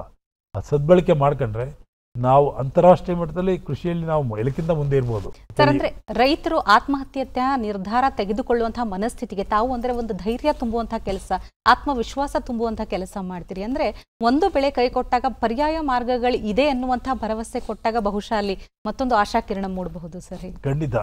ನಾನು ಈಗ ತಾನೇ ಹೇಳ್ತಿದ್ದೆ ಸಮಗ್ರ ಕೃಷಿ ಅಂತ ಹೇಳ್ತಾ ಇದ್ದವು. ಸಮಗ್ರ ಕೃಷಿ ಅಂದ್ರೇನು, ಇವತ್ತೊಂದು ರಾಗಿ ಭತ್ತ ಹಾಕಿರ್ತೀವಿ, ಅದ್ರ ಜೊತೆಗೆ ಒಂದು ತರಕಾರಿ ಇರ್ಬೋದು, ಅದ್ರ ಜೊತೆಗೆ ಒಂದು ಹಣ್ಣಿನ ಬೆಳೆ ಇರ್ಬೋದು, ಅದ್ರ ಜೊತೆಗೆ ನಮ್ಮ ಈ ಒಂದು ಹೈನು ರಾಶು ಏನೋ ಒಂದು 2 ಹಸುಗಳಿರ್ಬೋದು, ಮತ್ತು ಅದ್ರ ಜೊತೆಗೆ 1-2 ಕುರಿಗಳಿರ್ಬೋದು, 5 ಕೋಳಿ ಮರಿ ಇರ್ಬೋದು. ಇವುಗಳೆಲ್ಲವೂ ನೀವು ಕ್ರೋಢೀಕರಿಸಿ ಮಾಡಿದಾಗ ಒಂದ್ಸರಿ ಮಳೆ ಹೋದಾಗಲೋ ಬೇರೆ ಏನೋ ಹೆಚ್ಚು ಕಮ್ಮಿ ಆದಾಗ ಪ್ರಕೃತಿ ಇರ್ಬೋದು, ಬೆಳೆ ಹೋಗುತ್ತಿಲ್ಲ ಅಂತಲ್ಲ. ಆದರೆ ಅಷ್ಟಕ್ಕೆ ಅವ್ರು ನಿರಾಸೆ ಪಡೋ ಅವಶ್ಯಕತೆ ಇಲ್ಲ. ಅದೊಂದು ಹೋದ್ರೆ ಇನ್ನೊಂದು ಕೈ ಹಿಡಿಯೋಕ್ಕೆ ಅವಕಾಶ ಇದೆ, ಅದು ಹೋದ್ರೆ ಇನ್ನೊಂದಿದೆ. ಆ ಥರ ಇದ್ದಾಗ ಏನೋ ಜೋಡಣೆ ಇದ್ದಾಗ ಖಂಡಿತ ಯಾವ ಒಂದು ಕುಟುಂಬಕ್ಕೂ ಒಂದು ಏನು ಆತ್ಮವಿಶ್ವಾಸ ಕಳ್ಕೊಳ್ಳಿಕ್ಕೆ ಸಾಧ್ಯನೇ ಇರೋದಿಲ್ಲ. ಆದರೆ ಯಾವಾಗ ಈ ಥರ ಸಮಸ್ಯೆ ಆಗುತ್ತೆ ಅಂದರೆ, ಒಂದೇ ಬೆಳೆ ಅವಲಂಬಿಸ್ಕೊಂಡು ಮಾಡಿರ್ತಾರೆ, ಅದು ಒಂಥರ ಗ್ಯಾಮ್ಲಿಂಗ್ ಆದಾಗೆ. ಬೆಳೆ ಚೆನ್ನಾಗಿ ಬಂದು ಒಳ್ಳೆ ರೇಟ್ ಸಿಕ್ಕಿ ಎಲ್ಲ ಆದ್ರೂ ಪರವಾಗಿಲ್ಲ, ಬೆಳೆನೂ ಬರ್ದಲೆ ಬೇರೆ ಕಾರಣದಿಂದ ಆಮೇಲೆ ಮಾರ್ಕೆಟಿಗೆ ತಗೊಂಡಾಗ ಬೆಳೆನೂ ಇಲ್ದಂಗೆ ಆದಾಗ ಅವನು ಬಹಳ ನಿರಾಶನಾಗಿ ಈ ರೀತಿ ಒಂದು ಸನ್ನಿವೇಶಕ್ಕೆ ಹೋಗ್ಲಿಕ್ಕೆ ಅವನ ಮನಸ್ಸು ಆ ಕಡೆ ಎಳಿತಾ ಇರ್ತದೆ. ಆದರೆ ಯಾವಾಗ ಒಂದಲ್ಲ ಒಂದು ನನ್ನ ಕೈ ಹಿಡಿತೆ ಅಂದಾಗ, ಬಿಡು ಈ ವರ್ಷ ಇದಾಯ್ತು, ನನಗೇನು ತೊಂದರೆ ಇಲ್ಲ, ಮುಂದಿನ ವರ್ಷ ಸರಿಪಡಿಸ್ಕೊತೀನಿ ಅಂತ ಬಂದಾಗ ಅವನ ಆತ್ಮವಿಶ್ವಾಸ ತಾನಾಗಿ ಬರುತ್ತದೆ. ಅದಕ್ಕೆ ನಾವು ಹೇಳೋದು ಅದಕ್ಕೆ ಮಾನ್ಯ ದೇವೇಗೌಡ ಸಾಹೇಬ್ರು ಇದೆಲ್ಲ ನೋಡಿದ್ಮೇಲೆ ಆ ಸಮಗ್ರ ಕೃಷಿ ಅನ್ನೋ ಒಂದು ತತ್ವನ ತಗೊಂಡೋಗಿ ಮಾನ್ಯ ಪ್ರಧಾನಮಂತ್ರಿ ಕೊಟ್ಟು ಜಾರಿಗೊಳಿಸ್ಬೇಕು ಅನ್ನೋ ಉದ್ದೇಶ ಅವತ್ತು ಬಂದಿದ್ದು ಈ ಹಿನ್ನೆಲೆಯಲ್ಲೇ. ಇಷ್ಟೆಲ್ಲ ಕೆಲಸ ಮಾಡಬೇಕಾದ್ರೆ ನಿಮಗೆ ಕುಟುಂಬ ಕೂಡ ಅಷ್ಟೇ ಮುಖ್ಯ ಸರ್. ಅಂದ್ರೆ ಹೇಗೆ ನಿಮ್ಮ ಕುಟುಂಬದವರು ನಿಮಗೆ ನೆರವಾದ್ರು ಸರ್ ಎಲ್ಲ ಈ ಹಂತಗಳಲ್ಲಿ? ಖಂಡಿತ. ಈಗ ನಾನು ಹುಟ್ಟಿ ಬಂದಿದ್ದು ನಿಮ್ಗೆ ಈಗಾಗಲೇ ಹೇಳಿದಾಗೆ ಒಂದು ಸಣ್ಣ ಕುಗ್ರಾಮದಲ್ಲಿ. ಕುಗ್ರಾಮ ಅಂತಂದ್ರೆ ನಮ್ಮ ಊರು ಬಂದು ಕುಣಿಗಲ್ ತಾಲೂಕು, ಹೊಲಗಳು ಬಂದು ಮಾಗಡಿ ತಾಲೂಕು, ಇಂಥ ಒಂದು ಪರಿಸ್ಥಿತಿಲಿ ಅಲ್ಲಿ ನಮ್ಮ ಪ್ರಾರಂಭಿಕ ವಿದ್ಯಾಭ್ಯಾಸ ಮುಗಿಸಿದ ಮೇಲೆ, ಅನಂತರ ನಾನು ಹೈಸ್ಕೂಲ್ ಆದಮೇಲೆ, PUC ಆದಮೇಲೆ, ಡಿಗ್ರಿ ಆದಮೇಲೆ ನಾನು ನಮ್ಮ ತಾಯಿ, ನಮ್ಮ ಅಕ್ಕನ ಮಗಳೇ ನಾನು ಮದುವೆ ಆಗಿದ್ದು. ನಮ್ಮ ತಾಯಿ ಭಾಳ ಇಷ್ಟಪಡ್ತಾ ಇದ್ರು ಮಾಡ್ಕೋಬೇಕು ಅಂತ. ಹಾಗಾಗಿ ಅವರು ನನಗೆ ನಿರಂತರವಾಗಿ ಎಲ್ಲ ರೀತಿಯಲ್ಲೂ ಸಹಕರಿಸಿದ್ದಾರೆ. ಯಾಕೆಂದ್ರೆ ನಾನು ಮಂಡ್ಯದಲ್ಲಿ ಇದ್ದಲ್ಲೇ ಮದುವೆ ಆಗಿದ್ದು. ಅನಂತರ ಅಲ್ಲಿ ಬಂದರು. ಅಲ್ಲಿಂದ ನಾನು ಮತ್ತೆ ಇಲ್ಲಿ ಒಂದು 2-3 ವರ್ಷ 4 ವರ್ಷ ಇದ್ಮೇಲೆ ಚಿಕ್ಕಮಗಳೂರಿಗೆ ಹೋದೆ. ಚಿಕ್ಕಮಗಳೂರು ಮೂಡಿಗೆರೆ ಹೆಚ್ಚು ಮಳೆ ಬೀಳೋಂತ, ಅಲ್ಲಿಗೂ ನನ್ನ ಜೊತೆಲಿ ಬಂದರು. ಅಲ್ಲಿ ಇದ್ದು ಅನಂತರ ಮತ್ತೆ ಬೆಂಗಳೂರು ಬಂದು ಎಲ್ಲ ಅಂತಲೂ ನಾವು ಒಂಥರ ವರ್ಕಾಲಿಕ್ ನಮ್ದು, ಅಂದ್ರೆ 10 hours a day ನಾವೆಲ್ಲ ವರ್ಕ್ ಮಾಡಿದ್ವಿ ಥ್ರೂಔಟ್ ನಮ್ಮ ಸರ್ವಿಸಲ್ಲಿ. ಹಾಗಾಗಿ ಅಷ್ಟು ಕೆಲಸ ಮಾಡ್ಲಿಕ್ಕೆ ಹೋದಾಗ್ಲೂ ಇವ್ರು ಯಾರು ಮನೆಯಲ್ಲಿ ಹೆಚ್ಚು ನಮ್ಮ ಬಗ್ಗೆ ಇದು ಮಾಡ್ತಿರ್ಲಿಲ್ಲ, ಮನೆ ಕಡೆ ನೋಡ್ತಾ ಇಲ್ಲ, ಹಾಗೆ ಹೀಗೆ ಅಂತ ಯಾವತ್ತೂ ಅವ್ರು ಇದು ಮಾಡ್ಕೋದಿಲ್ಲ. ಮಕ್ಕಳು ಅವರೆಲ್ಲ ನೋಡ್ಕೊಂಡು ಹೋಗ್ತಾ ಇರೋರು, ನಮ್ಮ ಕೆಲಸ ನಾವು ಇದು ಮಾಡ್ಕೊಂಡು ಹೋಗ್ತಾ ಇದ್ದೋ. ಎಲ್ಲಿ ಅವಶ್ಯಕತೆ ಮಾತ್ರ ನಾವು ನೋಡ್ಕೊಂಡು ಕುಟುಂಬದ ಒಂದು ಅವಶ್ಯಕತೆ ನೋಡಿಕೊಂಡು ನಮ್ಮ ಕುಟುಂಬ, ನಮ್ಮ ಹೆಂಡತಿಯರು ಇರ್ಬೋದು, ಮಕ್ಕಳಿರ್ಬೋದು, ಅವದೇ ಆದ ಕಾಲ ಮೇಲೆ ನಿಂತ್ಕೊಂಡಿದ್ದಾರೆ. ಅದಕ್ಕೆ ನನಗೆ ಭಾಳ ನೆನ್ಕೊಳ್ಳೇಬೇಕು ಅಂತಂದರೆ ನಮ್ಮ ತಾಯಿಯವರು, ಅವರ ಒಂದು ಚಿಂತನೆ ಭಾಳ ಅದ್ಭುತವಾದ್ದು. ಅವರು ಹೇಳಿ ಕೇಳಿ ಶಿವನ ಭಕ್ತೆ. ಜೊತೆಗೆ ನಾನು ಒಂದ್ಸರಿ 5ನೇ ಕ್ಲಾಸಲ್ಲಿ ಒಂದ್ಸರಿ ಸ್ಕೂಲ್ ಬಿಡಬೇಕು ಅಂತಿದ್ದಾಗ ಚಿಕ್ಕದ್ರಲ್ಲಿ ನಾನು ಹೊಲ್ದ ಹತ್ರ ಓಡಿಸ್ಕೊಂಬಂದು ಹೋಗಿ ಮತ್ತೆ ಸ್ಕೂಲಿಗೆ ಕಳ್ಸ್ಕೊಂಡೋಗಿ ಬಿಟ್ಬಿಡೋದಿದ್ದು. ಹಾಗೆ ಒಂಥರ. ಎರಡನೇದು, ನಾವು ಪ್ರತಿಯೊಂದು ಹಂತಲ್ಲೂ ಸ್ಫೂರ್ತಿಯಾದ ಒಂದು ಮಾಹಿತಿ ಮಾರ್ಗದರ್ಶನ ಕೊಡ್ತಾ ಇರೋದು ನಮ್ಮ ತಾಯಿಯರು. ಯಾಕೆಂದ್ರೆ ನಾನು 67ರಲ್ಲೇ SLC ಹೋಗ್ತಾನೆ ಜಾಯಿನ್ ಆಗಿದೆ. ನಮ್ಮ ತಂದೆಯವ್ರು ಕಾಲವಾಗೋದ್ರು. ಅನಂತರ ಪೂರ ಎಲ್ಲ ಮಾರ್ಗದರ್ಶನ ಎಲ್ಲ ನಮ್ಮ ತಾಯಿಯವರು. ಅದ್ರ ಜೊತೆ ನಮ್ಮ ಅಣ್ಣ ಅವರು, ನನಗೆ 2 ದೊಡ್ಡ ಅಣ್ಣವರೊಬ್ರು ನನಗೆಲ್ಲ ರೀತಿಲೂ ಪ್ರೋತ್ಸಾಹಿಸಿದಂತಾರೆ, ಅವರೊಬ್ರು. ಇವರೆಲ್ಲರ ಒಂದು ಇದೆ. ಮತ್ತೆ ನಮ್ಮ ಉದ್ದಕ್ಕೂ ಓದೋವಂಥ ಅಂತಲ್ಲಿ ನಮ್ಮ ಮಾಸ್ಟರ್ಗಳು. ನಾನು ಸೌಮ್ಯವಾದ ವ್ಯಕ್ತಿ, ಹೆಚ್ಚೇನು ಮಾತಾಡ್ತಿಲ್ಲ, ಹೇಳಿದ್ದನ್ನು ಭಾಳ ಶಿಸ್ತಾಗಿ ಮಾಡ್ತಾ ಇದ್ದೆ. ಅದು ನೋಡಿ ನಮ್ಮ ಗುರುಗಳಿಗೆ ಎಲ್ಲರಿಗೂ ನಮ್ಗೆ ಅಚ್ಚುಮೆಚ್ಚಿನ ಶಿಷ್ಯನಾಗಿದ್ದೆ. ಅದೇ ರೀತಿ ನಮ್ಮ ಕುಟುಂಬನೂ ಅಷ್ಟೇ ನಮ್ಗೆ ಎಲ್ಲ ರೀತಿಯಲ್ಲೂ ಪ್ರೋತ್ಸಾಹ ನಿಂತಿದ್ದರಿಂದ ಇಷ್ಟೆಲ್ಲ ಒಳ್ಳೆ ಕೆಲಸ ಮಾಡ್ಲಿಕ್ಕೆ ಒಂದು ಅವಕಾಶ ಆಯಿತು ಅಂತ ನಾನಂತೂ ಭಾವಿಸ್ತೀನಿ. ತಮ್ಮ ಸುದೀರ್ಘ ಸೇವೆ, ಸಂಶೋಧನೆ ಎಲ್ಲವೂ ಕೂಡ ಅನುಭವದ ಬುತ್ತಿ 1 ಗಂಟೆಯಲ್ಲಿ ಕಟ್ಟಿಕೊಡುವಂತಹ ಪ್ರಯತ್ನ ಆಗಿದೆ. ಚಂದನದ ಅಂಗಳಕ್ಕೆ ಬಂದು ಹೇಗೆ ಅನ್ನಿಸ್ತು ಸರ್ ಇಷ್ಟೊತ್ತು ಮಾತಾಡಿ? ನನಗೆ ತುಂಬ ಸಂತೋಷ ಆಯಿತು. ಶ್ರೀನಿವಾಸರಾಗಲಿ, ತಾವಾಗಲಿ, ಶ್ವೇತಾರಾಗಲಿ ಒಳ್ಳೆ ಸಮಯೋಚಿತವಾಗಿ ಸೂಕ್ತವಾದ ಪ್ರಶ್ನೆಯನ್ನು ಕೇಳಿದ್ರಿ. ಇದಿನ್ನೂ ಸಾಗರ. ನಾನು ಏನು ಹೇಳ್ತೀನಿ ಅಂದರೆ, ಕೃಷಿ ಅಂದರೆ ನಮಗೆ ಪೂರ್ವಿಕರು ಏನು ಹೇಳ್ತಾ ಇದ್ರು ಒಂದು ಮಾತು, ಇದು ಯಾವತ್ತಿದ್ರೂ ಕೃಷಿಗೆ ಕೊನೆ ಇಲ್ಲ ಅಂತ. ಇದು ಸಾಗರದಷ್ಟು, ತಿಳಿದಷ್ಟು ತಿಳಿದಿದೆ, ಮಾಡಿದಷ್ಟು ಮಾಡೋದಿದೆ. ಹಾಗಾಗಿ ಆರಂಭ ಅಂತ ಯಾಕೆ ಹೆಸರು ಅಂದ್ರೆ ಈ ಉದ್ದೇಶದಿಂದ ಇಟ್ಟಿದ್ರು. ಯಾವತ್ತೂ ಆರಂಭನೆ. ಹಾಗಾಗಿ ಇವತ್ತೇನು ಚರ್ಚೆ ಮಾಡಿದೀವೋ ಬಹುಶಃ ನಾವು ಮಾಡಿರೋ ಒಂದು 10% ವಿಚಾರಗಳು ಮಾತ್ರ ಹೊರಗಡೆ ಬಂದಿದ್ದಾವೆ. ಸರ್, ಭಾಳ ಹೆಮ್ಮೆ ಅನಿಸುತ್ತೆ ಸರ್. ನಾವು ಆಗಲೇ ಹೇಳ್ತಾ ಇರೋ ಹಾಗೆ 1 ಗಂಟೆಯಲ್ಲಿ ನೀವು ಮಾಡಿರೋ ಸಾಧನೆಗಳೆಲ್ಲವನ್ನೂ ಕೂಡ ನಾವು ಇಲ್ಲಿ ಮಾತಾಡೋದಕ್ಕೆ ತುಂಬ ಕಷ್ಟ ಇದೆ. ಆದರೆ ನೀವು ಇಡೀ ರಾಷ್ಟ್ರವೇ ತಿರುಗಿ ನೋಡೋ ರೀತಿಯಲ್ಲಿ ಮಾಡಿದಂಥ ಕಾರ್ಯವೈಖರಿಗೆ ನಮಗೊಂದು ದೊಡ್ಡ ಅಭಿನಂದನೆಗಳನ್ನು ಮತ್ತೆ ತಿಳಿಸ್ತಾ ಇದ್ದೀವಿ ಸರ್. ಯಾಕಂದರೆ ನಿವೃತ್ತಿಯ ನಂತರವೂ ಕೂಡ ನೀವು ಬಿಡುವಿಲ್ಲದೆ ಕೆಲಸ ಮಾಡ್ತಾ ಇದ್ದೀರಾ. ಅದರ ಮಧ್ಯದಲ್ಲಿ ನಮ್ಮ ವಾಹಿನಿಗೆ ಬಂದು ಕಾರ್ಯಕ್ರಮದಲ್ಲಿ ನಮ್ಮೊಟ್ಟಿಗೆ ಮಾತನಾಡಿದಿರಿ ಸರ್. ಹಾಗಾಗಿ ನಮ್ಮ ಚಂದನ ವಾಹಿನಿ ಹಾಗೆ ಎಲ್ಲ ವೀಕ್ಷಕರು ಜೊತೆಗೆ ನಮ್ಮ ತಂತ್ರಜ್ಞಾನದ ಕುಟುಂಬದ ಪರವಾಗಿ ನಿಮಗೆ ಧನ್ಯವಾದ ಹೇಳ್ತಾ ಇದ್ದೀವಿ sir. Thank you so much sir. ನಮಸ್ತೆ. ತುಂಬ ಸಂತೋಷ.